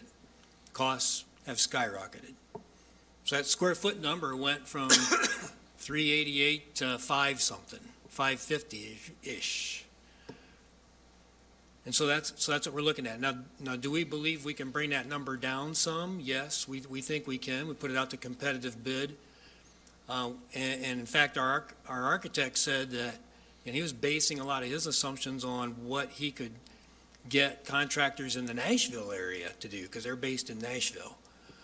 And so we're even looking at that as an option. Do we, is it possible that we get somebody from there if they're going to get us a better price? So we're just telling you what we know to this point. It's obviously sticker shock. So we're continuing to look at it, and we're going to see what we can do to that number to bring it down. Like Pat said, I mean, an option is to just pitch what we have and start over. I mean, that's basically throwing $250,000 away, because that's what the architect has put into this so far. Yeah, so we're gonna see what we need to do. So more to come, but just wanted to give everybody an update on where we're at. Not great news, but it's kind of the reality of the world we're living in today, and we're gonna have to make a decision as property owners. What do we want to do? So again, more to come on that. We're going to continue to put pressure on all parties involved to see what we can do to get that number down and to make it something more along the lines that we were thinking of initially, but we'll keep you posted as we progress. And he just made a comment that said, we will have a decision to make. A decision has not been made. When you read this on Nextdoor and Facebook and they tell you that board approved a $12.1 million expense for Tanasi, we have not. Now, the other thing, Marty, that needs to be mentioned is, besides the sticker shock, when we started this project, we didn't own the food service out of Tanasi. So there is a rate of return that can be calculated that has not been done so far, because we own the restaurant. So the margin that comes off that restaurant and bar business would contribute to paying off any kind of whatever, however you try to finance it. So one of the issues is, can we afford it, number one, and how do you finance it if you do? And then what can you kick in from the restaurant to pay for the note? But all that has to be addressed. But the longer we wait, everything's going to go up. You can shrink it, it goes up. Keep it the same, it goes up. But that's the number as we received it this week. And we've also, to that point, we've also engaged the Finance Advisory Committee to start thinking about their recommendation in terms on how we would finance this or pay for it. Yeah, just a quick note, that restaurant was the highest volume restaurant in the village, more than Yacht Club. And now the new design would double the seating, so it will, potentially double the revenue. So it will probably, could generate as much revenue as the Yacht Club and Tokwa combined. I can tell you in September of 2022, when I saw the numbers for the billing and Tanasi had just burned down. At that point in time in the budget, Tanasi had already brought in more than all the three other restaurants combined. Yeah, in that year. And like I say, you double the capacity, there's huge profit potential in that building. Tom? Comments? So I'm Tom McPhee. I think I probably live the furthest from Tanasi with anybody in the room at least. So here's, just about. My perception is, and I think a lot of people's are, we get one chance to do this in 35 years. It will not be expanded. It will not be built on. So I think most people see that, as well as the Yacht Club, being one of the prime waterfront restaurants and assets in Tellico Village. And my vote, which I don't get, but my recommendation is do it back right. We only get one chance. So yes, sticker shock. The total cost is like $1,200 per resident. Steve, you do math better than I do. But it's, in the scheme of things, to get this done right is not a lot of money. If you look at the 12 million, yes. break it down by household and add in the new revenue, it's an opportunity to do it right first time. So my full support. I trust you guys for what you do. We all elected you. So, but I would recommend do it back right. Thanks. I'm asking a quick question. First, I don't mean to offend you guys, so please, anything I'm suggesting is not intended to be offensive. I want to be an advocate. So, John, on the comparison of Tanasi to the yacht club, I hope that you do a calculation adjusting for the limited hours that the yacht club was open, because for all the time I've ever been here, it's only been open 20 hours a week. I think having a restaurant that gives us the opportunity to generate revenue, it's in a right spot. People don't have to go find it. I'm certain it's excellent. You know, just on the marketing side of the restaurant, certainly build it right, but do that part right, because it is the easiest amenity that we have for outside sources to be revenue generators for us. Thank you. Thanks. Mary Gaddy. I guess I just want a point of clarification because I may have missed it in what Pat was saying. RTC, are they the general contractor? Yes. And when we... No, I need to correct that, and I apologize. They are the pre-construction contractors to help us go out to bid to find the right builder for the building. and True, to they help may or us. may not be selected, I'm sorry. Yeah. To be the general that's what I'm contractor. trying to understand. Yes. So, I mean, are you confident that that this number is accurate? I understand costs go up. I mean, that's an easy thing to kind of say why the number went from 7 to 12. How many other estimators are out there that maybe would look at the project differently? How accurate or how comfortable are you that 12 million? Yeah, is I mean, an that's a great accurate question. number? In fact, that's why I said that we will put this out to competitive bid. Okay. We're not just going to take their word for it, but we're working with them to try to get that initial number. We had talked to 3 different general contractors to help us with this part of the project. We selected them. Yep. They're local. They did TOQA. So we felt comfortable with that. We're not thrilled with the number, obviously. Right. So we're going to hopefully, when we put it out to competitive bid, get a better number. Okay, fair enough. Mhm. All right. Thank you, everybody.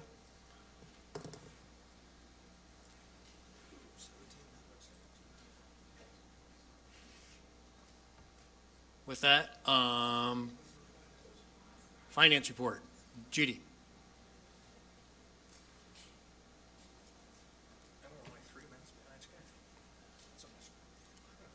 I wanted to be ahead of schedule. On schedule.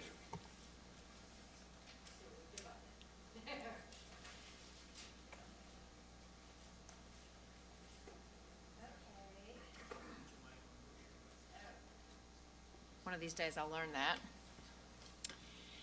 Okay, everybody, I do vow to, coming up in the next year, to try not present so many eye charts for you guys. I hope this will be the last one. Okay. So let's start off looking at our cash balance. We have $21 million in cash right now. That's up $4.2 million since December of 2022. Looking at the operating cash, we have $2.3 million there. We will be funding the food service accounts out of that balance here coming up in the next few days or before the end of the year. And we have also recently made the TRDA, the $400,000 annual loan payment out of that account. That account is also now interest-bearing at the rate of 4.75%. I worked with the bank, and they have actually retroactively given us interest at that rate backdated for 3 months and have guaranteed it going forward at least 9 more months. Our reserve account has $18.6 million in it right now. The average return on that balance for the year is 3.5%, and that is in line with the expectations based on our transition into some higher rate earning bonds for the year in 2023. We'll continue to tie the capital and maintenance cash flow needs with our capital spending plan. Let's see. I wanted to give you a ratio related to that.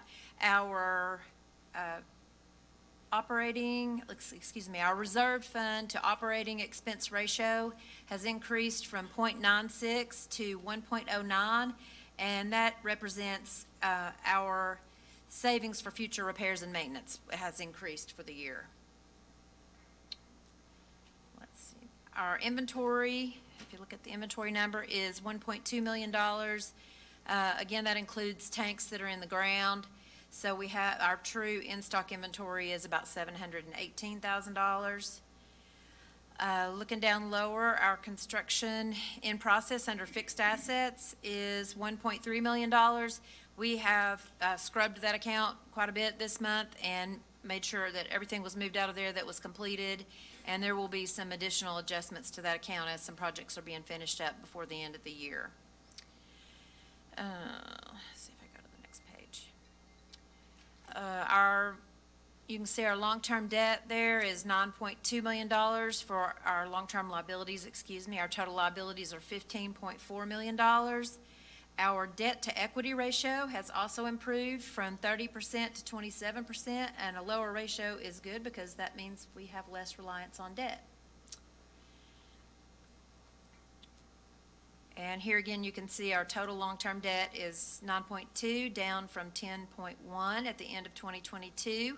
So we have lowered our debt balance by $900,000 this year. We paid off the Welcome Center loan, and all of the other loans have amortized down.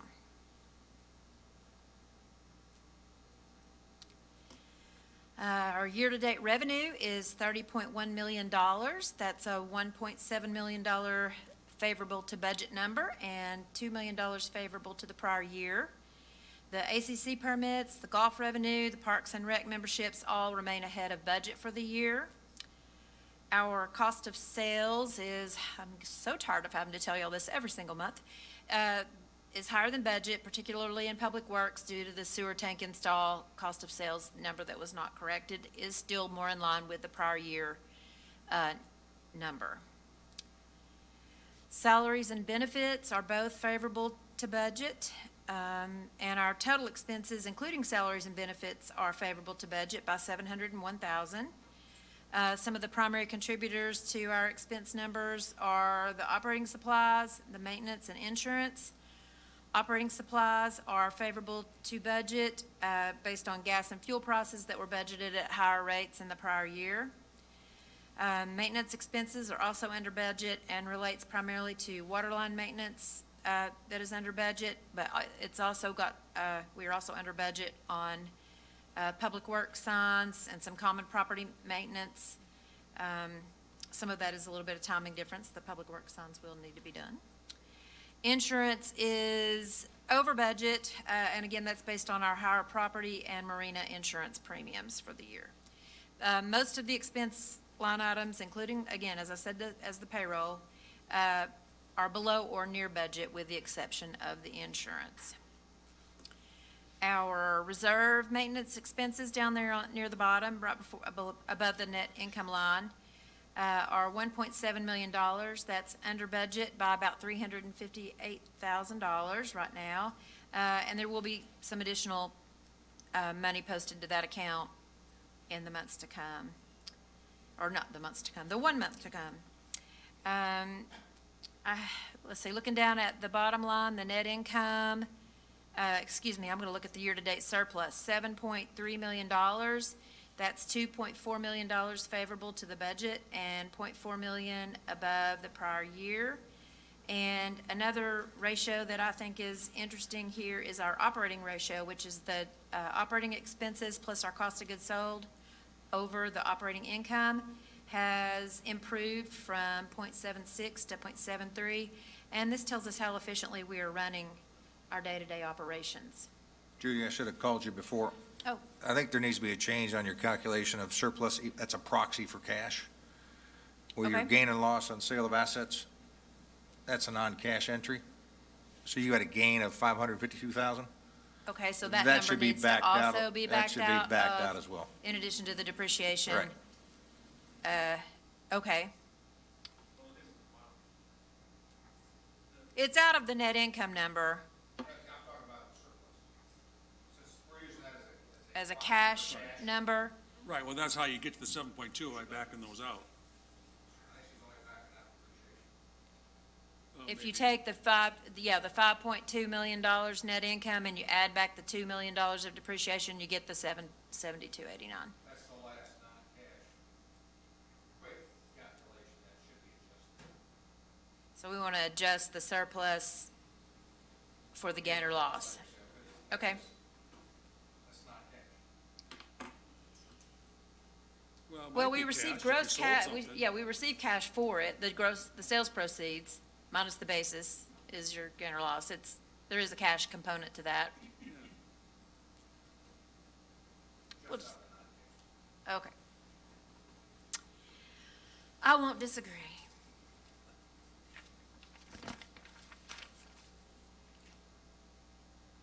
And this is a little bit, a different presentation of our reserve spending for the year.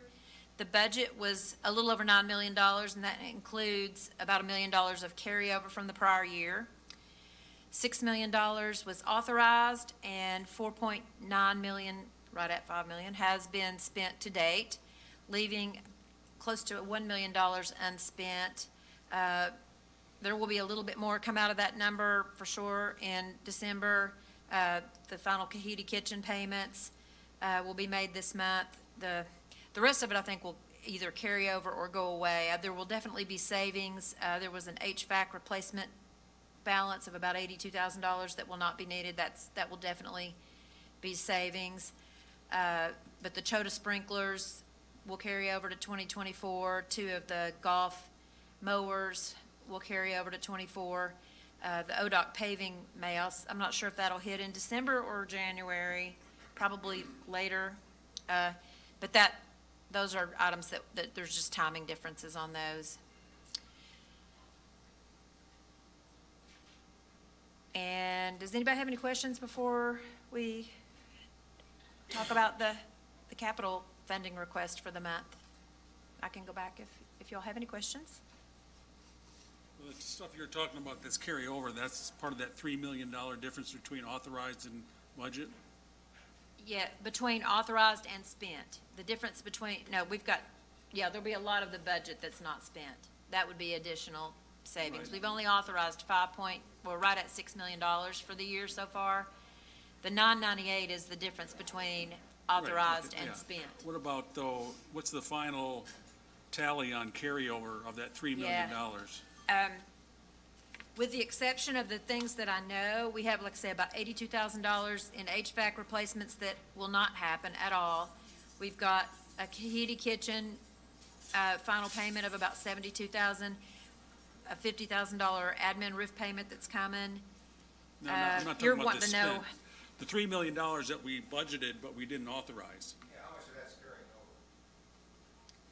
I'm not sure how much of that will carry over and how much of it will be canceled. There's a number of public works projects in there that probably are not going to happen at all. I ran that by Matt the other day, and he wasn't sure himself. So I think some of that needs to be re-looked at a little more closely, and I'll, January, you should be able to tell us how much of that is carrying over. yes, specifically how much of it is in the budget and how much of it has been, the plan has been canceled. Judy, can I help you out here a Yeah, bit? help me out, please. So in your board reserve report, there are columns that show those numbers.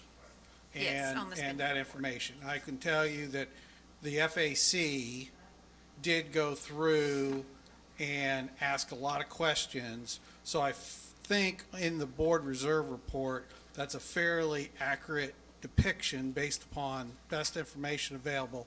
Obviously, there can be some changes yet between now and the end of the year, but I don't think those are going to be material.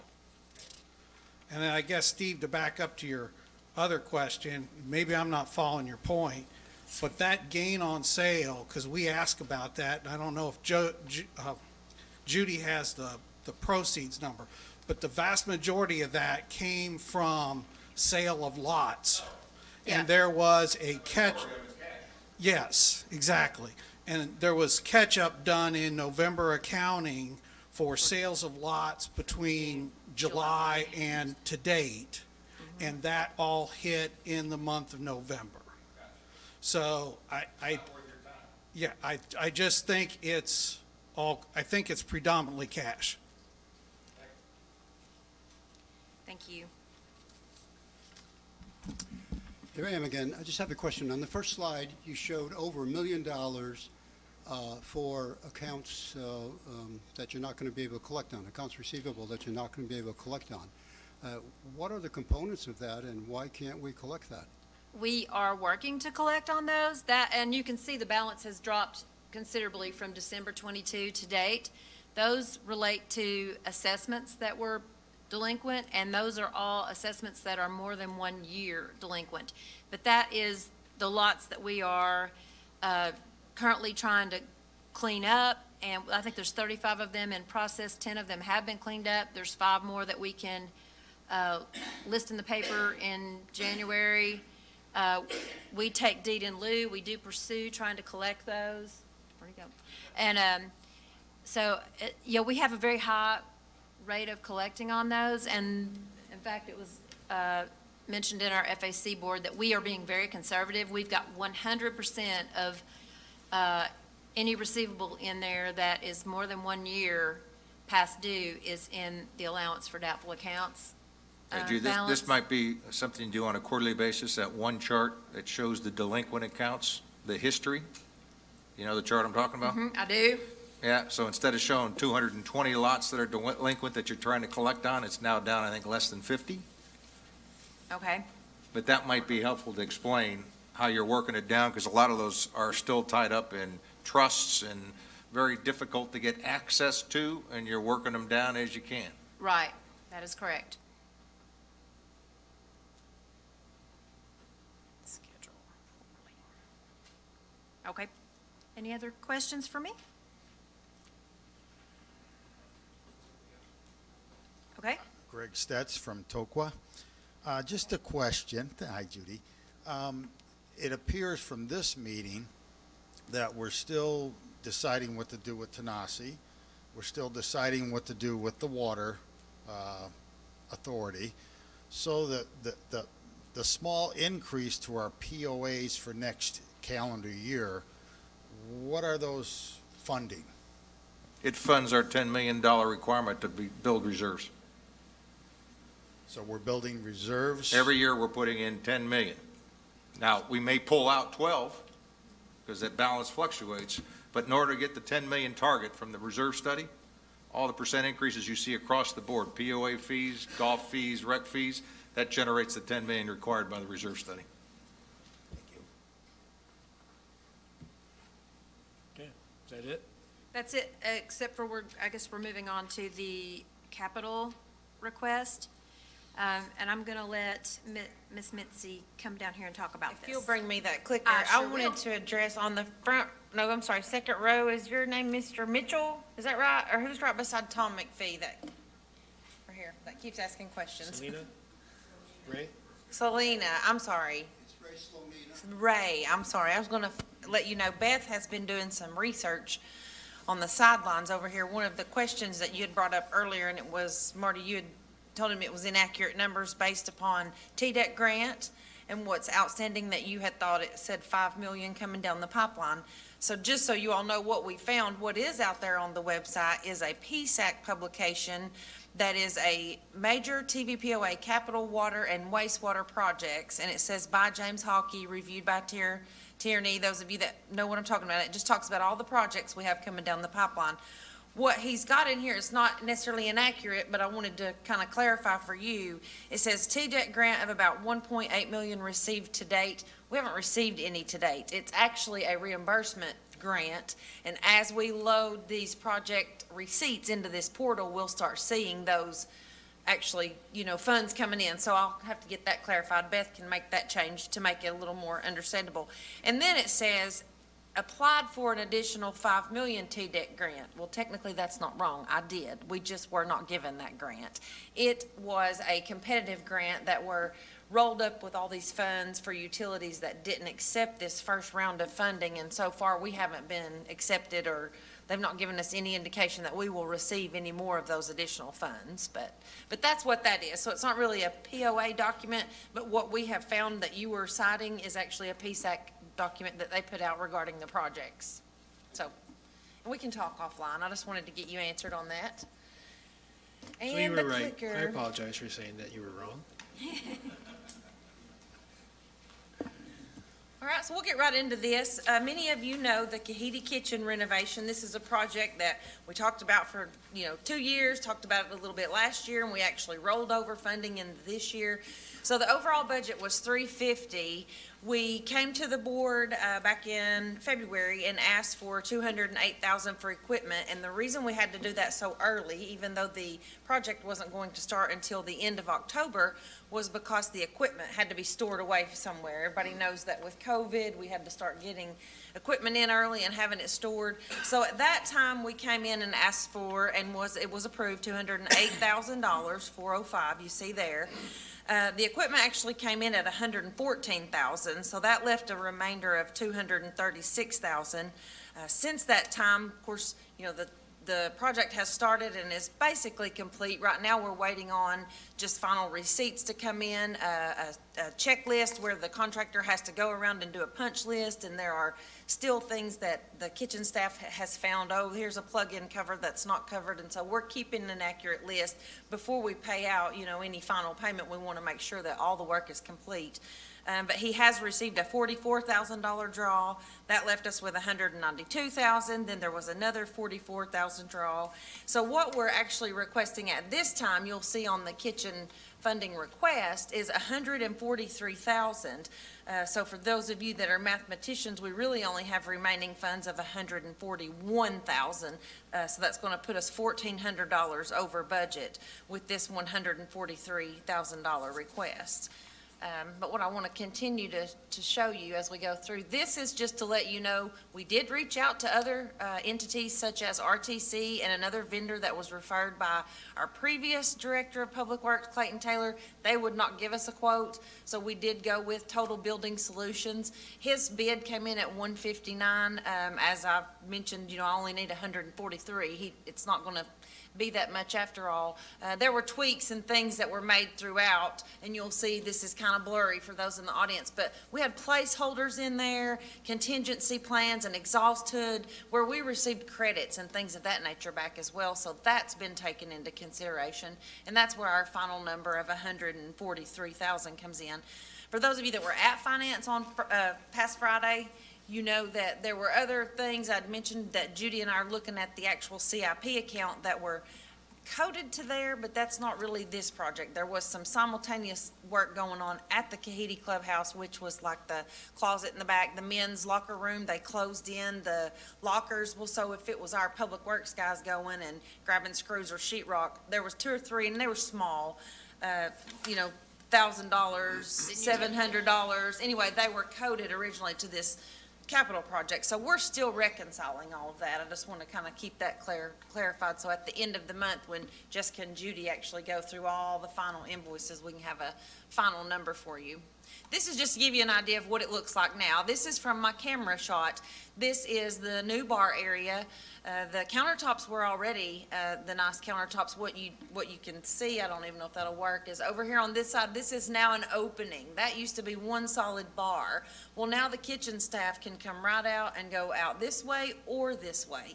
It makes it such an efficient change for the staff. But right here, you see this window is a window now. It used to be wide open and you could see right into that kitchen. So they've closed that off.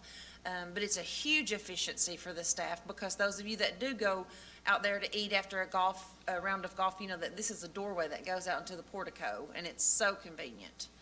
Just a different angle of the kitchen. I'll just flip through these fairly quick. Wine racks here, glass racks, things that we've never had at Kahiti, just making things so much more efficient. As the team has been in there working, they're noticing small things such as right here behind the bar, right behind the the point of sale. They'd like to have just some type of mirror down here on the bottom so that they can see when there's a customer standing behind them. There's just small little things like that. But again, you see new equipment here. This is a new cooler, similar to what you would see at the Yacht Club or Tanasi. It just really makes Kahiti step up a little bit. This is an epoxy floor, just like we put in here at the Yacht Club. You know, you can spray it off with water, run that down the drain. It's great for cleaning. Here's a shot in the kitchen. This piece of equipment, this is things that I'm thinking of, questions that came up Friday at FAC. This piece of equipment we already owned. It's not new, so everything else pretty much you see is new, but like shelving such as this is new. These warmers here, pizza ovens. We got new pizza on the menu. Just flipping through these fairly quick. This is obviously on the right-hand side, a brand-new dishwasher. It has extended. It allows us to accommodate for many more dishes than what we were able to do in the past. This piece of equipment here is called an Alto machine, if I'm not mistaken, but you actually can stick Boston butts or prime rib, things of that nature in there, and it actually is an oven on the top and oven on the bottom. We've actually had our chef from here at the Yacht Club, Castro, go to Kahiti and start working with our kitchen staff there to train them on some of this equipment because it's new pieces that they're not used to using. And that's it. So we'll go back to the beginning just to show you again the funding, the request, and it's been signed below, of course, by myself, Judy Chet, and Brad Spiegel of the Finance Advisory Committee. They did recommend that we move forward and finalize this project and then bring it to the board. And I think several board members were there as well, but if you have questions, let me know. Okay, thank you. Can I have a motion, Yeah, please? I make the motion to approve the expenditure of $143,004 to complete the Kahiti Kitchen upgrade project funded from reserves. Been moved and seconded to approve the 143,000 plus for Kahiti. Any further discussion?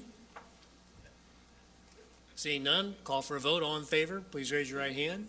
7-0. Okay, passed.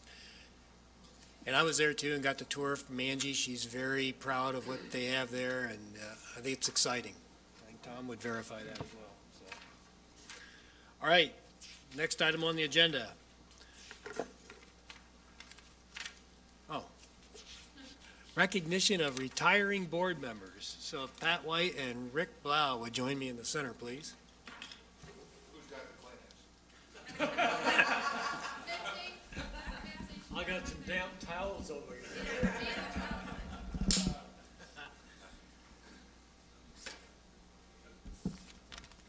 So by the way, this is the evil side of the board that's retiring at once. So both of these guys, and I'm going to ask you if you have something to say into the mic so that everybody online can hear too, but both these guys have served 2 terms, so 6 years they've spent tirelessly working for all of us. And they've seen a lot of change in this village, and I tell you what, we owe a huge debt of gratitude to both of you guys for all the stuff you've done, all the time you've given, and a lot of the improvements that you've seen that make Tellico Village what it is today. So with that, I'll hand these out. You can take yours. So here's Pat's. I'll let you guys take them out of the thing. There's yours. And I just made a list of some of the things that have been added or have changed here since these guys have been on the board. So just bear with me. I'll be real quick, but you know, we did the Toco Clubhouse and the Kahiti Community Center. The land acquisition and the developer rights from Cooper. Added 108 new boat slips, 30 new PWC slips, whether that was in Kahiti or in the main part of the village or whatever. Big one here, added the requirement for engineered drainage plans for all new builds. Huge. And that came from a property owner's request additionally. The Wellness Center roof. Spin room at Chota. Implemented twilight golf while these guys were here.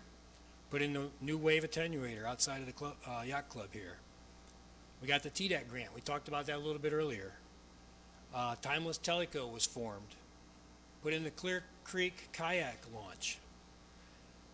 Put in the covered pickleball courts. We had They saw us through record growth in this village. And during all that, we grew our reserve balance from about $1 million 4 years ago to, what is it now, Judy? Almost 19-ish? So the whole while, planning on ahead for our infrastructure investments and continuing to make this community what it is today. So thank you guys for all you've done, and you guys have some big shoes to fill. One other thing that you didn't mention. Special recognition to my other dark side guy. This guy was president for 2 terms during COVID. Holy Jesus, Mary, and Joseph. What a hard time that was. And I just personally want to thank you for guiding us through that. That was tough. Thanks both of you guys.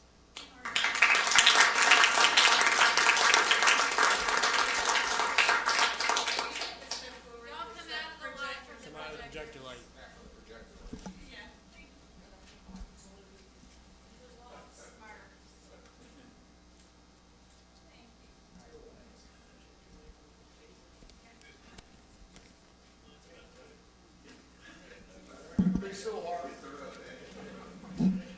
Okay, with that, we're ready to move on to the other portion of the agenda. So does anybody from the board have an item for other?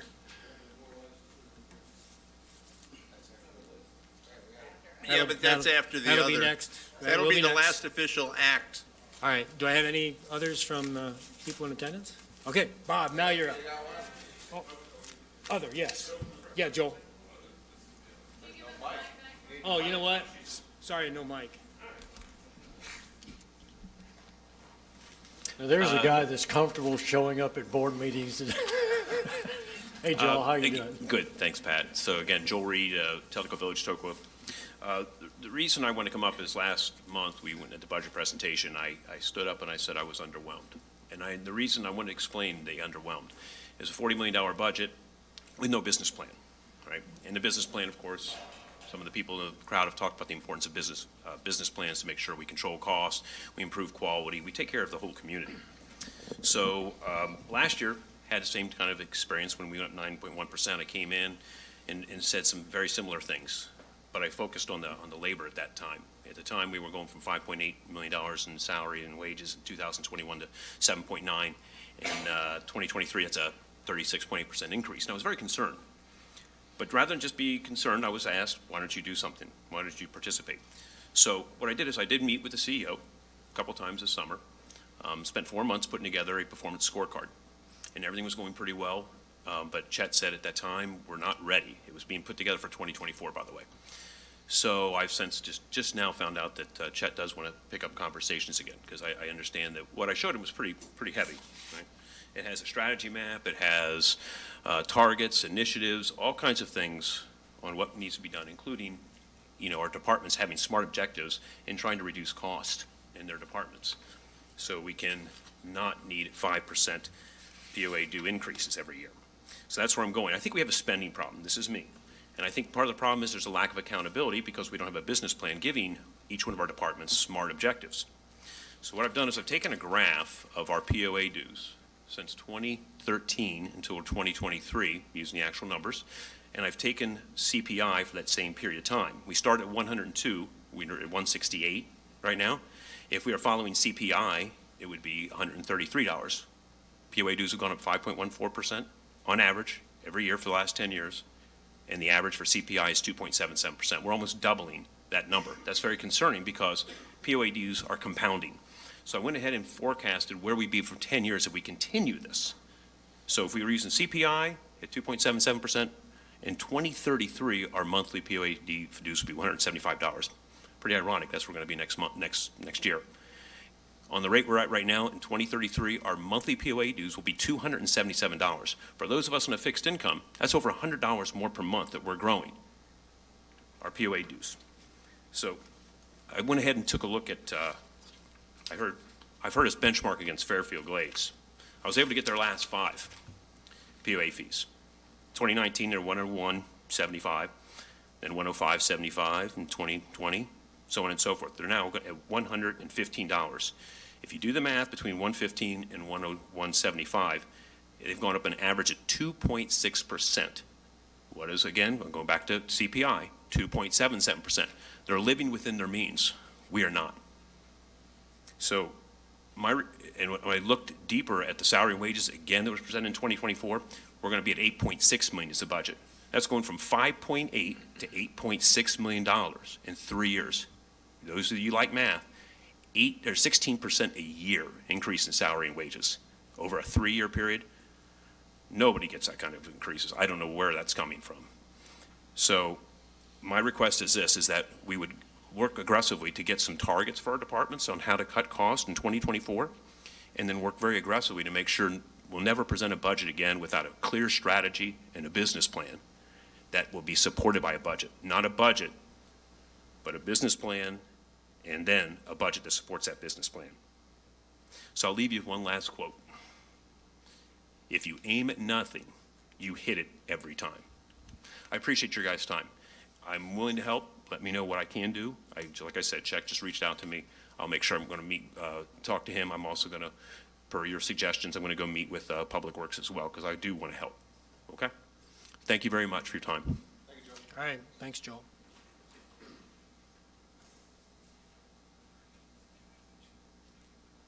Go ahead. We're going through the other. You can just sit there and do it.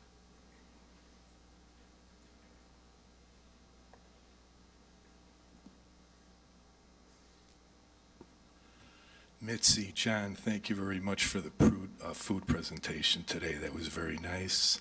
Steve, you presented some great financial numbers today, as always. Pat, Rick, you've been exposed with a wonderful board. I know this from past experience. We've got an outstanding community manager. Thank you for your service. You're going to take some great wisdom with you. We have 2 people coming in that are very qualified.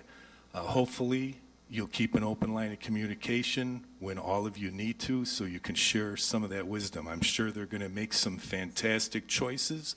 We voted on their merit with them coming in.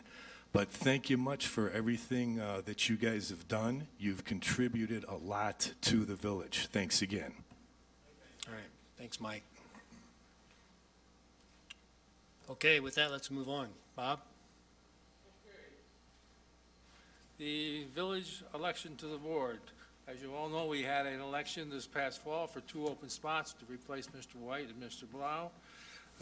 There were approximately 40.1% of the eligible voters who actually voted, which means about 60% of the property owners who could vote did not vote. Total number of votes was about 2,800 out of approximately 6,600 possible votes. There were 5 persons on the ballot. The 2 top vote getters were Mr. Mike Braddock and Mr. Edward Groman. The election was certified by the election committee. There were no anomalies noted in the election process. So at this time, I make a motion to recommend to the board that it certify the 2023 TVA board election, and that Mr. Michael Braddock and Mr. Edward Groman be seated as board members for the next 3 years. Second.